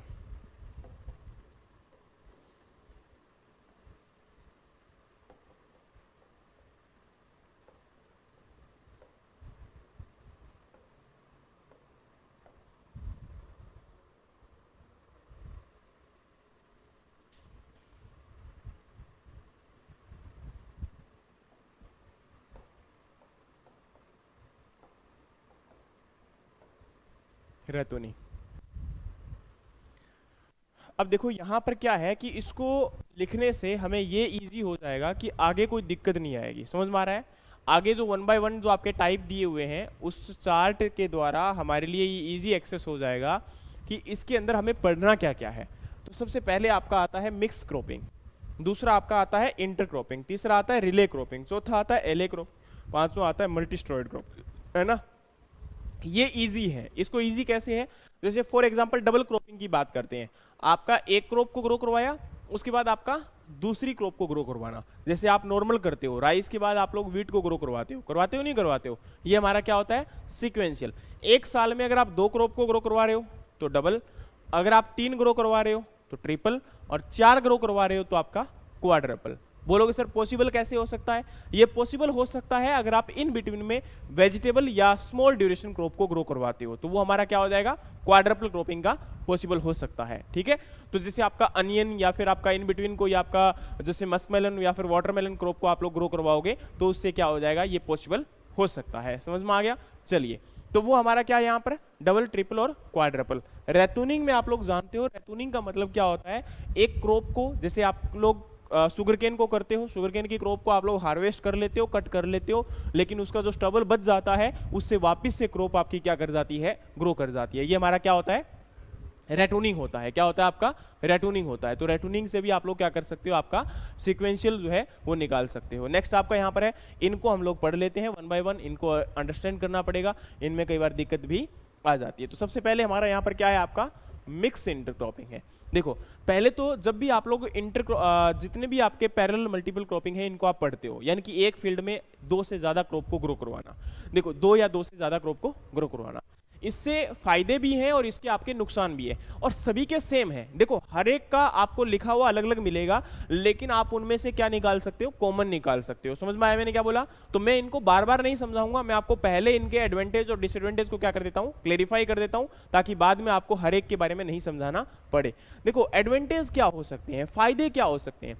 फॉर एग्जाम्पल तुम लोगों ने दो क्रॉप को एक साथ में ग्रो करवाया, तो पॉसिबिलिटी क्या होगी कि अगर बाई चांस कोई एक क्रॉप फेल हो जाती है तो दूसरी क्रॉप हमें क्या दे देगी, इनकम दे देगी। यानी कि जैसे हमारा वो कहते हैं ना, कई बार इंश्योरेंस करवाते हैं, तो इंश्योरेंस की गारंटी क्या होती है, यही तो होती है ना कि अगर बाई चांस हमारी डेथ हो जाती है, हमारा एक्सीडेंट हो जाता है, तो उस केस में हमें एक क्लेम मिल जाता है, हमें एक पैसा मिल जाता है उसके एवज में। या फिर क्या होता है, फॉर एग्जांपल तुमने क्रॉप का बीमा करवाया, क्रॉप का इंश्योरेंस करवाया, तो क्रॉप के इंश्योरेंस में भी क्या फायदा होता है कि आप लोगों का यहां पर जैसे क्रॉप का आपने इंश्योरेंस करवा दिया, तो उस केस में कहानी क्या होती है कि अगर क्रॉप फेल हो जाती है due to any weather condition, तो इन दैट केस क्या हो जाता है, आपको वहां पर एक क्लेम मिल जाएगा। समझ में आ रहा है मैंने क्या बोला? तो वो हमारा क्या होता है, आपका इंश्योरेंस। समझ में आ रहा है? तो इंश्योरेंस का काम करेगी कौन सी, जो सेकंड क्रॉप है। दूसरा, अगर दोनों क्रॉप को आपने ग्रो करवाया और दोनों अच्छा प्रोडक्शन दे गई, तो आपका प्रोडक्शन क्या हो जाएगा, पर यूनिट एरिया जो प्रोडक्शन है वो क्या हो जाएगा, इंक्रीज हो जाएगा। पर यूनिट एरिया जो प्रोडक्शन है वो क्या हो जाएगा, इंक्रीज हो जाएगा। तीसरा, अगर कोई एक क्रॉप में डिजीज आ रहा है तो दूसरी क्रॉप क्या हो जाएगी, सेफ हो जाएगी। एक क्रॉप में इंसेक्ट आ रहा है, दूसरी क्रॉप क्या हो जाएगी, सेफ हो जाएगी। दूसरा, दो क्रॉप को एक सिंगल टाइम में ग्रो करवाने से फायदा क्या होगा कि हमारा जो लैंड खाली पड़ा हुआ था उसका स्पेस का क्या हो जाएगा, यूटिलाइजेशन हो जाएगा। हमारा जो वहां पर वाटर वेस्ट जा रहा था, वाटर का क्या हो जाएगा, यूटिलाइजेशन हो जाएगा। जो स्पेस खाली था उसमें वीड ग्रो हो रहा था, तो वीड अभी क्या हो जाएगा, स्प्रेस हो जाएगा। क्या हो जाएगा, स्प्रेस हो जाएगा। वहां पर आपका जो आपका लैंड खाली था उसकी वजह से इरोजन ज्यादा हो रहा था, इरोजन क्या हो जाएगा, कम हो जाएगा। समझ में आ रहा है मैंने क्या बोला? नेक्स्ट, आपका फायदा क्या हो सकता है कि आपका जो न्यूट्रिएंट उसमें जो वेस्ट पड़ा हुआ था, वो न्यूट्रिएंट का भी क्या हो जाएगा, यूटिलाइजेशन हो जाएगा। फॉर एग्जांपल तुम लोगों ने एक क्रॉप लेग्यूमिनस और एक क्रॉप अगर नॉन लेग्यूमिनस ग्रो करवाया, तो वहां पर न्यूट्रिएंट का क्या रहेगा, बैलेंस रहेगा। क्या रहेगा, बैलेंस रहेगा। ठीक है, तो दूसरा यहां पर फायदा क्या है कि एक क्रॉप अगर शेडिंग, जिसको शेड की रिक्वायरमेंट है, और एक अगर आपकी लॉन्ग फास्ट ग्रोइंग क्रॉप है, तो फायदा किसको हो जाएगा, जो शेड वाली क्रॉप है वो जल्दी ग्रो करेगी और बेटर प्रोडक्शन देगी आपको। समझ में आ रहा है मैंने क्या बोला? तो वो हमारे फायदे हो सकते हैं। लेकिन अब यहां पर लिमिटेशंस है। लिमिटेशंस क्या हो सकती है? पहली लिमिटेशन ये होती है कि आपका जो अगर दो क्रॉप को ग्रो करवाते हो, अगर दोनों आपने सेम फैमिली से ग्रो करवा दी, तो उनके अंदर डिजीज सेम अटैक कर सकता है। समझ में आ गया? तो इसलिए पहले ही हमें यह ध्यान रखना पड़ेगा कि दोनों क्रॉप को अगर आप लोग ग्रो करवा रहे हो, तो कभी भी उनका आपस में फैमिली सेम नहीं होना चाहिए, उनके जो कैरेक्टरिस्टिक्स है वो क्या होने चाहिए, अलग होने चाहिए। और एक चीज और ध्यान रखी जाती है कि दोनों की वाटर रिक्वायरमेंट जो है वो अलग अलग टाइम पर नहीं होनी चाहिए, सेम टाइम पर वाटर रिक्वायरमेंट होनी चाहिए, ताकि एक टाइम में पानी देंगे तो काम निकल जाए। न्यूट्रिएंट की रिक्वायरमेंट दोनों की अलग अलग होनी चाहिए, एक शैलो रूटेड होनी चाहिए, एक डीप रूटेड होनी चाहिए। शैलो रूटेड क्या करेगी, ऊपर से न्यूट्रिएंट अपटेक कर लेगी, डीप रूटेड क्या करेगी, नीचे से न्यूट्रिएंट अपटेक कर लेगी, जिससे न्यूट्रिएंट का इंबैलेंस सोइल में देखने को नहीं मिलेगा। एक लेग्यूमिनस होनी चाहिए, एक नॉन लेग्यूमिनस होनी चाहिए। देखो ये तो वो वाली बात होती है कि सर कई बार क्या होता है, कुछ बच्चे बोलते हैं कि सर एक क्रॉप का दूसरी के ऊपर कोई टॉक्सिक इफेक्ट हो गया तो। अब ये तो वो कहानी है। फॉर एग्जाम्पल मैं तुम्हारी बात कर रहा हूं, तुम्हें पता है अच्छे से कि अगर तुम लोग आज रात को बाहर बियर पीने जाओगे या दारू पीने जाओगे, वहीं पर तुम्हारे पापा भी वहीं बैठे होंगे, तो उस केस में क्या तुम वहां पर ड्रिंक करोगे? हैं? अब ये वाले तो वो वाली बात है ना कि वहां पर बैठे दोनों या सामने उसी मेज पे बैठे हैं, है ना। अब ये थोड़ा ना पॉसिबल हो सकता है कि उनको पता ही ना चलेगा, उनकी आंखों में कोई ये थोड़ा ना कि वहां पर मोतियाबिंद तो हुआ नहीं है, वो तो आपको पहचान लेंगे, भाई मेरा ही तो बेटा है ना, साथ में बैठ के पैग लगा रहा है। तो डेफिनेटली घर जाके आपको वहां पर हो सकता है कुछ ऐसे होते हैं जो सामने ही दवाई दे देंगे, और वरना कुछ तो घर ले जाकर दे देंगे बाद में, लेकिन वो तो पक्का मिलने वाला है प्रसाद। समझ में आ रहा है ना? तो उस केस के अंदर क्या तुम्हें पहले पता है तो तुम पियोगे क्या उस चीज को? नहीं, तुम सोचोगे कोई दिक्कत नहीं, अगली पार्टी देखेंगे, इसमें वैसे ही चले दो, है ना। तो वो हमारा क्या होता है, उसी प्रकार से क्रॉप के अंदर तुम्हें पता है कि ये क्रॉप टॉक्सिक है, तो डेफिनेटली उसको आप दूसरी क्रॉप के साथ ग्रो नहीं करवाओगे। आपको पता है कि इससे केमिकल रिलीज होने वाला है, आप उसको ग्रो नहीं करवाओगे। और दूसरी बात यहाँ पर क्या होती है कि जब इन क्रॉप को ग्रो करवाया जाता है तो इससे नुकसान एक ये भी होता है कि इनका हार्वेस्टिंग पॉसिबल नहीं हो पाता, आप मैकेनाइजेशन को प्रॉपरली यूटिलाइज नहीं कर सकते हो। समझ में आ रहा है? तो वो हमारा यहाँ पर क्या होता है, डिफिकल्ट टास्क होता है, और जिसकी वजह से इन दोनों को ग्रो नहीं करवाते, या फिर इनकी कमजोरियां जो है वो इस प्रकार से आपको देखने को मिलती है। समझ में आ रहा है? यस और नो? तो ये हमारे क्या हो गए, इसके फायदे नुकसान हो गए। अब हम इनके ऊपर आ जाते हैं कि मिक्स क्रॉपिंग क्या है, इंटरक्रॉपिंग क्या है। तो सबसे पहले हमारा यहाँ पर मिक्स क्रॉपिंग की बात करते हैं। तो मिक्स क्रॉपिंग के अंदर पहले 4 टाइप आप लोग पढ़ते हो मेजरली। देखो आप लोगों के पास नोट्स होंगे तो आप लोग उनको खोल लो, अगर नहीं है तो देख लो, यहाँ पर मैं आपको लिख रहा हूँ। जो हमारा मिक्स क्रॉपिंग है उसके अंदर हम लोग पढ़ते हैं 4 टाइप। पहला टाइप हमारा यहाँ पर क्या होता है, कंपेनियन क्रॉप। क्या होता है आपका, कंपेनियन क्रॉप। दूसरा हमारा यहाँ पर क्या होता है आपका, देखो अगला हमारा यहाँ पर है गार्ड क्रॉप, तीसरा है ऑगमेंटिंग क्रॉप। दूसरा क्या है हमारा, गार्ड क्रॉप, और तीसरा हमारा यहाँ पर क्या है, ऑगमेंटिंग क्रॉप। और चौथा यहाँ पर क्या होगा आपका, यहाँ पर अगर हम बात करें तो है मिक्स क्रॉप। ये तो वैसे ही उसका ही टाइप आ गया एक प्रकार से, लेकिन इसको समझने की कोशिश करना कि होता क्या है। देखो मिक्स क्रॉपिंग का मतलब होता है जब आपका फील्ड के अंदर कोई डेफिनेट रो पैटर्न नहीं होता है। समझ में आ रहा है मैंने क्या बोला, जब फील्ड के अंदर क्या नहीं होता आपका, एक डेफिनेट रो पैटर्न नहीं होता। फील्ड के अंदर सीड को हम लोग या तो मिक्स करके या फिर हम उसको ब्रॉडकास्टिंग के द्वारा क्या करते हैं, ग्रो करवाते हैं। तो उस केस में plant to plant spacing maintain करना थोड़ा सा क्या हो जाता है, डिफिकल्ट हो जाता है। उसको हम लोग बोलते हैं मिक्स क्रॉपिंग। इंटर क्रॉपिंग में क्या करते हैं हम लोग, स्पेसिंग को मेंटेन रखते हैं, और रो टू रो या प्लांट टू प्लांट जो स्पेसिंग होती है वो क्या करते हैं हम लोग, मेंटेन रखते हैं। उसको हम लोग क्या बोलते हैं, आपका इंटर क्रॉप, है ना। लेकिन आपके मिक्स क्रॉपिंग में हमने कंपेनियन का मतलब क्या होता है, देखो कंपेनियन एक प्रकार से क्रॉप का एग्जांपल होता है कि वो क्रॉप जो दोनों एक दूसरे की क्या करेंगी, हेल्प करेंगी, उनको हम लोग क्या बोलते हैं, कंपेनियन क्रॉप के नाम से जानते हैं। ये एक प्रकार से टर्मिनोलॉजी में हम लोग स्टडी करते हैं इसको। तो आपका कंपेनियन क्रॉप वो क्रॉप होती है जो दोनों एक दूसरे का क्या करती है, बेनिफिट देती हैं। देखो यहां पर जो टर्म्स है ना, जो टर्म्स है वो उनको मैं समझा देता हूं। जैसे आपका एक होती है मेन क्रॉप, ठीक है, और मेन क्रॉप को ही हम लोग क्या नाम देते हैं, आपका बेस क्रॉप। इसको ही हम लोग क्या बोलते हैं, आपका बेस क्रॉप बोलते हैं। एक हमारी होती है इंटर क्रॉप, और इंटर क्रॉप को ही हम लोग दूसरा नाम क्या देते हैं, कंपोनेंट क्रॉप। क्या बोलते हैं, आपका कंपोनेंट क्रॉप। अब देखो अगर हमारा एक क्रॉप का, जिसके अंदर अगर हम बात करें तो फील्ड के अंदर ज्यादातर जो प्लांट है वो आपके मोर देन 50% है, तो उस क्रॉप को हम लोग क्या बोलते हैं, आपका मेन क्रॉप बोलते हैं। यानी कि जिसकी नंबर ऑफ पॉपुलेशन फील्ड में ज्यादा है वो हमारी क्या है, मेन क्रॉप है, और जिसके नंबर ऑफ प्लांट में फील्ड में आपके क्या है, कम है, वो हमारी क्या है, इंटर क्रॉप है या फिर कंपोनेंट क्रॉप है। लेकिन अगर दोनों की पॉपुलेशन सेम है तो दोनों ही हमारी क्या हो जाएंगी, इंटर क्रॉप, या फिर दोनों हमारी क्या हो जाएंगी, कंपोनेंट क्रॉप से नाम से हम उसको डिनोट करेंगे। समझ में आ रहा है मैंने क्या बोला, अगर दोनों का फील्ड में पॉपुलेशन सेम है तो हमारी क्या हो जाएंगी, वो दोनों ही कंपोनेंट क्रॉप हो जाएंगी। उस केस में वहां पर कोई भी मेन क्रॉप नहीं रहेगी। लेकिन अगर फील्ड में एक प्लांट की पॉपुलेशन ज्यादा है तो उस केस में हम उसको क्या नाम देते हैं, मेन या बेस क्रॉप के नाम से कंसीडर करते हैं। नेक्स्ट हम बात करें यहां पर, तो हमने क्या बोला कि कंपेनियन। कंपेनियन उसी प्रकार से हम लोग बोलते हैं कि जब दो क्रॉप का दोनों का आपस में एक दूसरे के साथ इंटर रिलेशनशिप अच्छा है, उसको हम लोग क्या बोलते हैं, कंपेनियन क्रॉप बोलते हैं, या कंप्लीमेंट्री क्रॉप भी इनको बोल सकते हैं। इनका फायदा क्या होता है, ये दोनों क्रॉप, फॉर एग्जाम्पल हम बात करते हैं बरसीम या ओट की, या फिर हम बात कर सकते हैं सोरगम या आपका लोबिया की। देखो बरसीम क्या करती है, इसको शेड की रिक्वायरमेंट होती है, ठीक है, और शेड इसको कौन देता है, ओट देता है। जब इनिशियल स्टेट में आपका जर्मिनेशन करता है तो इसको शेड की रिक्वायरमेंट होती है, और ओट इसको क्या देता है, आपका शेड देता है। लेकिन बरसीम एक लेग्यूमिनस क्रॉप है तो वो आपका नाइट्रोजन किसको देगी, ओट को देगी। दोनों एक दूसरे को क्या कर रही है, बेनिफिट कर रही है। ये आपका सोरगम है, ये लोबिया है। सोरगम को रिक्वायरमेंट होती है नाइट्रोजन की, वो कौन देगा, लोबिया। लोबिया को रिक्वायरमेंट होती है स्ट्रेंथ की, क्योंकि ऊपर चढ़ने के लिए ये एक ट्रेलिंग प्लांट है, तो इसके लिए आपको इसको स्ट्रेंथ की रिक्वायरमेंट है, एक सपोर्ट की रिक्वायरमेंट है। तो आपका सोरगम इसको क्या देता है, सपोर्ट देता है। That's why these both are known as complementary, और you can say that companion crop. क्या बोलते हैं आप इनको, कंपेनियन क्रॉप, है ना। दोनों एक दूसरे को क्या कर रही हैं, म्यूचुअल बेनिफिट कर रही हैं। समझ में आ रहा है, इसी को हम लोग क्या बोलते हैं, आपका कंपेनियन क्रॉप। नेक्स्ट है गार्ड क्रॉप। गार्ड के केस में क्या होता है, एक ऐसी क्रॉप जिसके अंदर, अब देखो ये इंटर क्रॉपिंग में भी आप लोग ग्रो करवा सकते हो, मिक्स क्रॉपिंग में भी ग्रो करवा सकते हो, कोई फर्क नहीं होता इसका। और नेक्स्ट हमारा क्या है, गार्ड।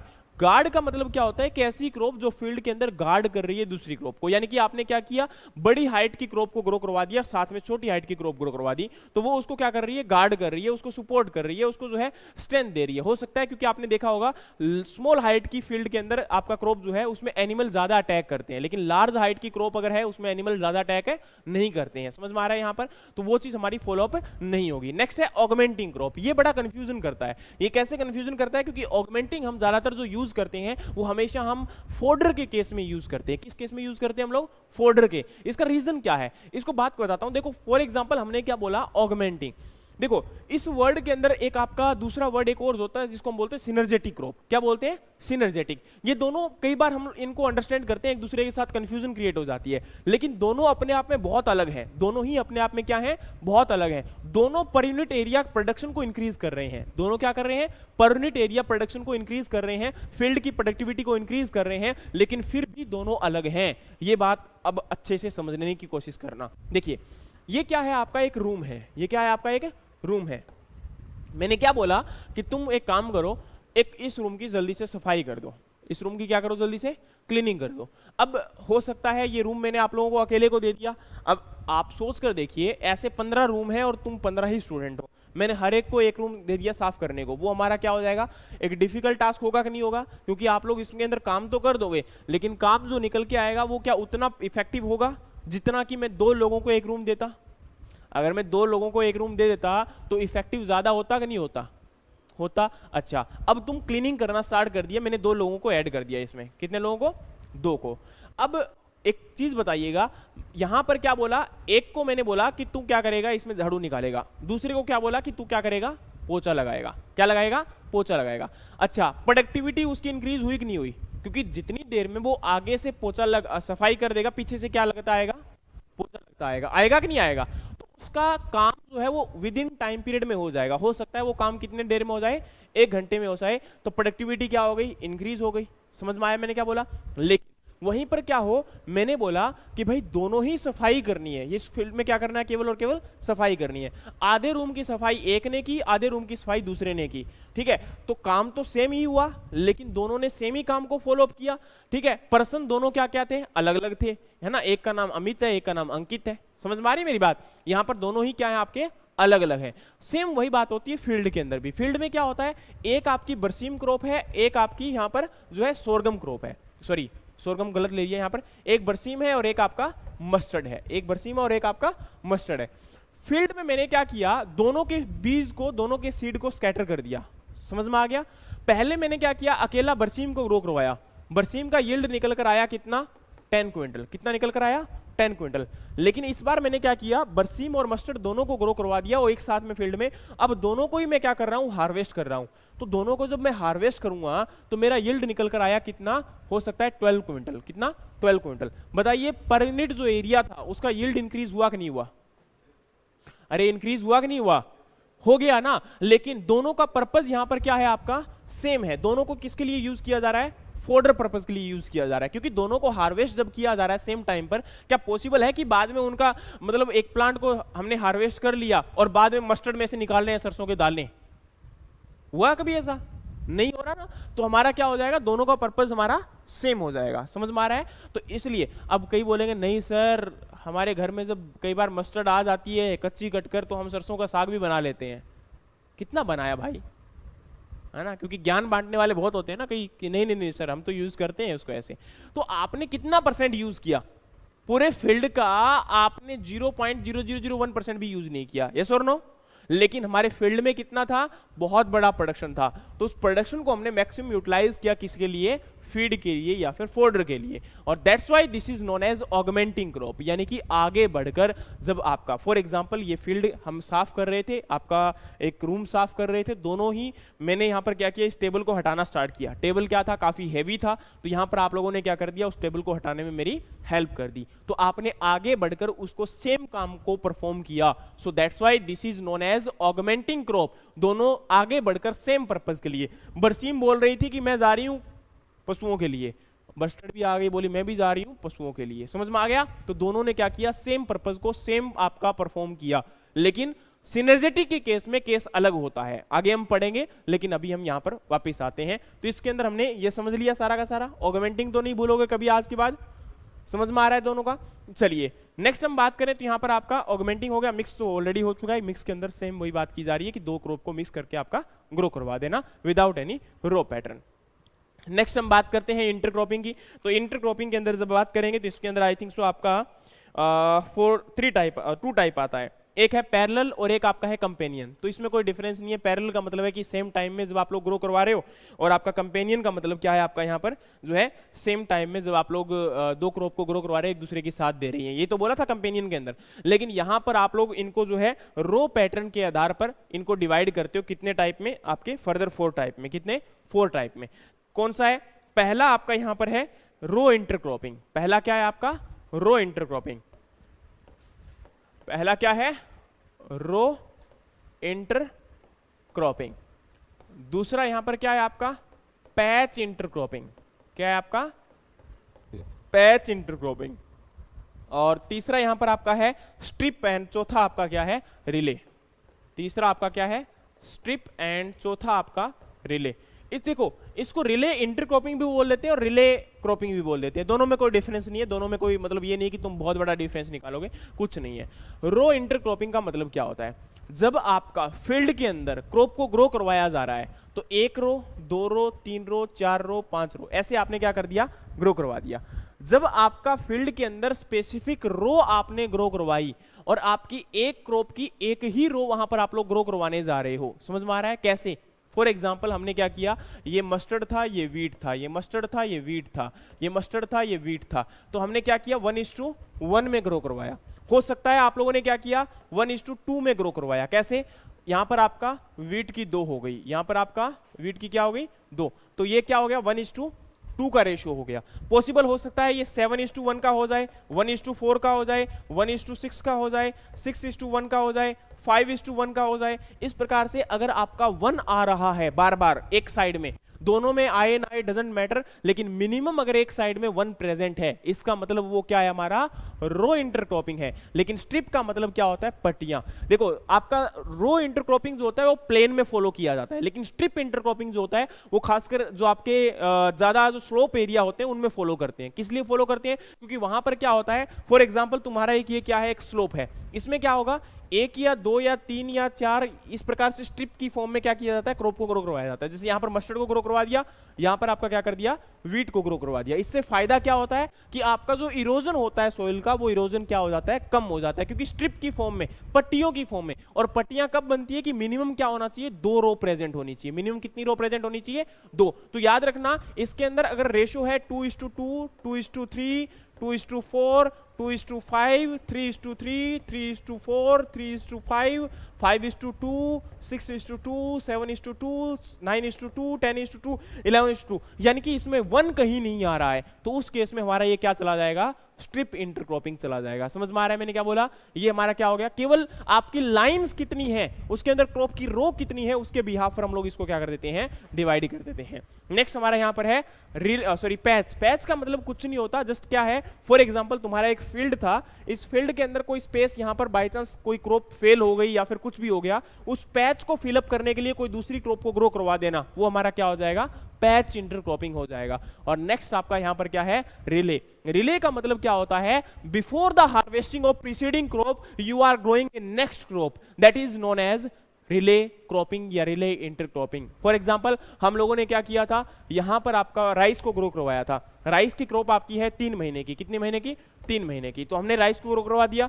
अब जैसे ही राइस को ग्रो करवाया तो 2 महीने के बाद, अभी तक क्रॉप को हार्वेस्ट नहीं किया, हमने क्या कर दिया, वीट को इसके अंदर सीड को स्कैटर कर दिया, तो ये हमारा यहां पर क्या हो जाएगा, रिले इंटरक्रॉपिंग या रिले क्रॉपिंग के नाम से। यानी कि ये आपकी जो क्रॉप होती है राइस, इसे हम क्या बोलते हैं, आपका प्रीसीडिंग क्रॉप, प्रीसीड जो आपका पहले ग्रो करवाई गई है, और ये आपकी क्या है, फॉरवर्ड क्रॉप या फिर नेक्स्ट क्रॉप या अपकमिंग क्रॉप इसको हम लोग बोल सकते हैं। ठीक है, तो यही हमारा क्या होता है, इसको कई जगह पे पैरा उतेरा अलग अलग नाम से जाना जाता है, और यही हमारे क्या है, रिले क्रॉपिंग के अंदर पढ़ा जाता है। ठीक है, तो ये हमारे यहाँ पर क्या हो गए, आपके इंटरक्रॉपिंग के अंदर आपका डिफरेंस। नेक्स्ट हमारा यहाँ पर अगर हम पढ़ेंगे तो हमारा आ जाता है एलए क्रॉपिंग। क्या आ जाता है आपका, LA।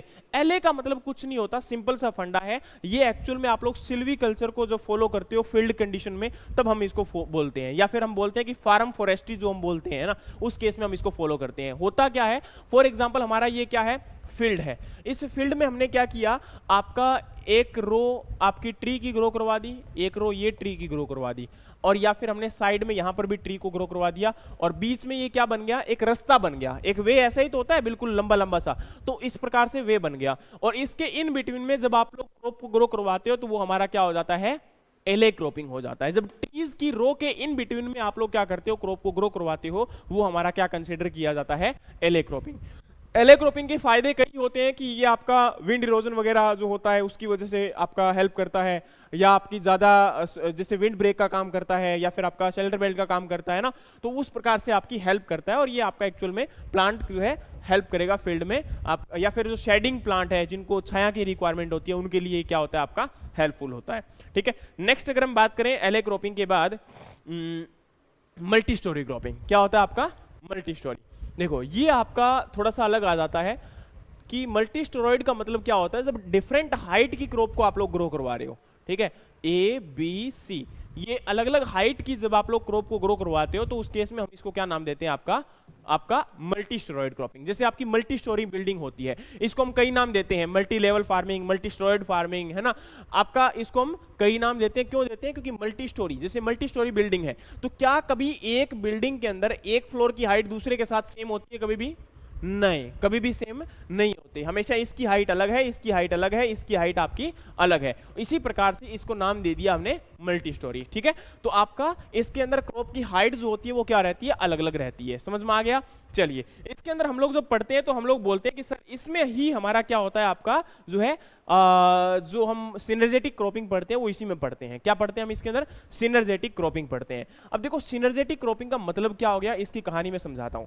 इसमें क्या होता है, जब दोनों अलग अलग हाइट की क्रॉप को ग्रो करवाते हैं तो इसमें हमें ग्रो करवाना चाहिए कि नहीं ग्रो करवाना चाहिए, ये हम एक सीरीज के द्वारा, एक लैंड इक्विवेलेंट रेशियो होता है उसके द्वारा हम इसको डिसाइड करते हैं। बोलोगे सर ये लैंड इक्विवेलेंट रेशियो क्या होता है? लैंड इक्विवेलेंट रेशियो का मतलब होता है कि हमारी जो क्रॉप है वो मिक्स क्रॉपिंग में कितना प्रोडक्शन दे रही है और आपका अकेले में कितना प्रोडक्शन दे रही है। उस केस में हम उन दोनों का कंपैरिजन करते हैं और उसी के बाद हम इसको जो कंपैरिजन निकालते हैं। और लास्ट में आप लोग देखोगे तो लैंड इक्विवेलेंट रेशियो का फॉर्मूला दिया हुआ है, सब लोगों ने देख लिया इसको? लैंड इक्विवेलेंट रेशियो का सबसे लास्ट में एक फॉर्मूला दिया हुआ है, समझाता हूं। Land equivalent ratio, land equivalent ratio क्या होता है? फॉर एग्जांपल तुम्हारी एक तो ए क्रॉप है और एक आपकी क्या है, बी क्रॉप है। दोनों को आपने ग्रो करवा दिया। ए और बी का नाम दे देता हूं मैं, एक का नाम है सुगरकेन, बी का नाम है पोटैटो। दे सकता हूं नाम इनका? चलिए, मैंने क्या किया, दोनों को फील्ड में लगाया। मेरे पास क्या है, 1 एकड़ लैंड है। ठीक है, पहले साल मैंने सुगरकेन को ग्रो करवाया। सुगरकेन से मेरे पास यील्ड निकल कर आई कितनी, 10 क्विंटल। कितनी निकल कर आई? 10 क्विंटल। अगले साल मैंने क्या कर दिया, पोटैटो को ग्रो करवा दिया। यील्ड निकल कर आई कितनी, इससे भी आपकी 5 क्विंटल। कितनी निकल कर आई? 5 क्विंटल। हो गया। अगले साल मैंने क्या किया, शुगरकेन और पोटैटो दोनों को ग्रो करवा दिया। मेरी यील्ड निकल कर आई कितनी, 12 क्विंटल। कितनी? 12 क्विंटल। लेकिन इसमें क्या था, जो शुगरकेन की यील्ड थी वो कितनी थी, 8। पोटैटो की यील्ड कितनी थी, 4। क्योंकि दोनों को अलग अलग ही तो मेजर करेंगे। कभी हुआ है कि शुगरकेन और पोटैटो फील्ड में एक साथ ही निकाल लिए और उनको एक साथ ही बेचने चले गए? पॉसिबल हो सकता है? नो। क्या दोनों का सेम पर्पस हो सकता है? नो। दोनों का पर्पस क्या हो गया यहां पर, आपका अलग अलग हो गया। और यही हमारा नाम क्या होता है, ऑगमेंटिंग। क्योंकि दोनों की हाइट अलग है, दोनों के पर्पस अलग हैं, लेकिन दोनों को फील्ड में ग्रो करवाने से पर यूनिट से यील्ड हमारा क्या निकल कर आ रहा है, आपका ज्यादा निकल कर आ रहा है या कम निकल कर आ रहा है, ये हम अभी देखेंगे। लेकिन इसके अंदर हम लैंड इक्विवेलेंट रेशियो कैसे निकालते हैं, देखो आपका यहां पर बोला जाता है yield of base crop in intercropping. Yield of base crop in intercropping. और हमने बेस इसको किसको माना है, शुगरकेन को। मेन क्रॉप या बेस क्रॉप कौन सी है, शुगरकेन। और इंटरक्रॉपिंग हमारी कौन सी, किसकी कर रहे हैं हम, पोटैटो की। समझ में आ रहा है मैंने क्या बोला? चलिए, तो यहां पर हमने क्या किया, yield of base crop in intercropping. तो इंटरक्रॉपिंग में यील्ड कितनी है इसकी, 8 क्विंटल। अच्छा, और उसके नीचे क्या हो जाएगा, yield of base crop in single cropping, single मतलब कितना था, ये था, तो आपका यील्ड कितना आ गया 8/10। अब इसके अंदर प्लस में हम लोग करते हैं yield of intercrop in intercropping. तो यील्ड ऑफ इंटरक्रॉपिंग कितनी है 4 क्विंटल, ये प्लस है बीच में, और यहां पर पोटैटो की कितनी यील्ड आपका इसके अंदर अकेले की आ जाएगी, तो ये हमारा कितना आ जाएगा 5 क्विंटल। जरा निकाल के देखिएगा 0.8 प्लस 0.8 कितना आ गया 1.6 आ गया कि नहीं आ गया। यही हमारा क्या होता है लैंड इक्विवेलेंट रेशियो। अगर लैंड इक्विवेलेंट रेशियो की वैल्यू मोर देन 1 है तो वो हमारा सीरीज कैसा हो जाएगा, एडिटिव सीरीज हो जाएगा, और अगर हमारा ये वैल्यू लेस देन 1 है तो वो हमारा कैसा हो जाएगा, रिप्लेसमेंट सीरीज हो जाएगा। और हम इसी के द्वारा फॉलो करते हैं, अगर एडिटिव सीरीज है तब तो हमारा फायदा हो रहा है, मतलब प्रोडक्शन क्या हो रहा है, ज्यादा हो रहा है, और उस इंटरक्रॉपिंग को करने से क्या होगा, फायदा होगा।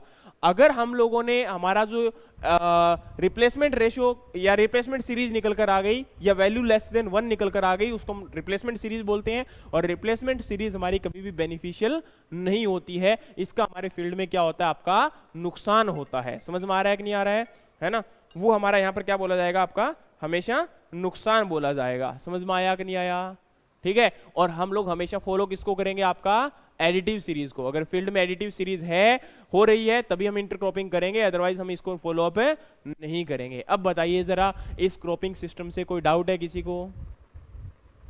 नहीं है, ठीक है। देखो ये होने को क्या है, आपका 1 सेकंड में हो रहा था, लेकिन आपको करना पड़ेगा, पढ़ना पड़ेगा, टाइम देना पड़ेगा, तभी पॉसिबल है कि हम इसके अंदर इसको अंडरस्टैंड कर सकेंगे, समझ सकेंगे। नहीं, ये ट्रैप क्रॉप का एग्जांपल है। मैरीगोल्ड और टोमेटो एग्जांपल ट्रैप क्रॉप का है। गार्ड का मतलब क्या होता है, अरहर, जैसे पिजन पी होती है ना, वो आपकी एक्चुअल में जो हार्डी क्रॉप होती है ना, या जिनकी हाइट बड़ी होती है ना, उनको हम बचाने के लिए एनिमल से या फिर विंड से, किसी भी चीज से बचाने के लिए, उसको गार्ड करने के लिए, प्रोटेक्ट करने के लिए जो क्रॉप ग्रो करवाते हैं, उनको हम गार्ड बोलते हैं। लेकिन मैरीगोल्ड उसके अंदर आपका नेमाटोड को कहीं ना कहीं क्या कर रही है, रिपेल कर रही है फील्ड के अंदर। हम पोटैटो को लगाते, सॉरी टोमेटो को लगाते हैं, तो टोमेटो के अंदर नेमाटोड का अटैक काफी ज्यादा होता है। लेकिन मैरीगोल्ड एक ऐसी क्रॉप है जिसके अंदर रूट में से केमिकल एग्जीक्यूट होता है, और वो केमिकल एग्जीक्यूट होता है तो आपका उसके पास नेमाटोड अटैक नहीं करता, और उसी वजह से फील्ड में आपके नेमाटोड को लगता है कि शायद यहां पर तो मैरीगोल्ड की क्रॉप है, तो वो वहां से भाग जाता है। तो उसको हमने क्या कर दिया, एक ट्रैप दे दिया, एक जाल दे दिया, इसलिए वो जाल में फंस गया और चला गया वहां से, उसके ऊपर अटैक नहीं कर पाया, इसलिए हम उसको नाम क्या दे दिया, ट्रैप क्रॉप।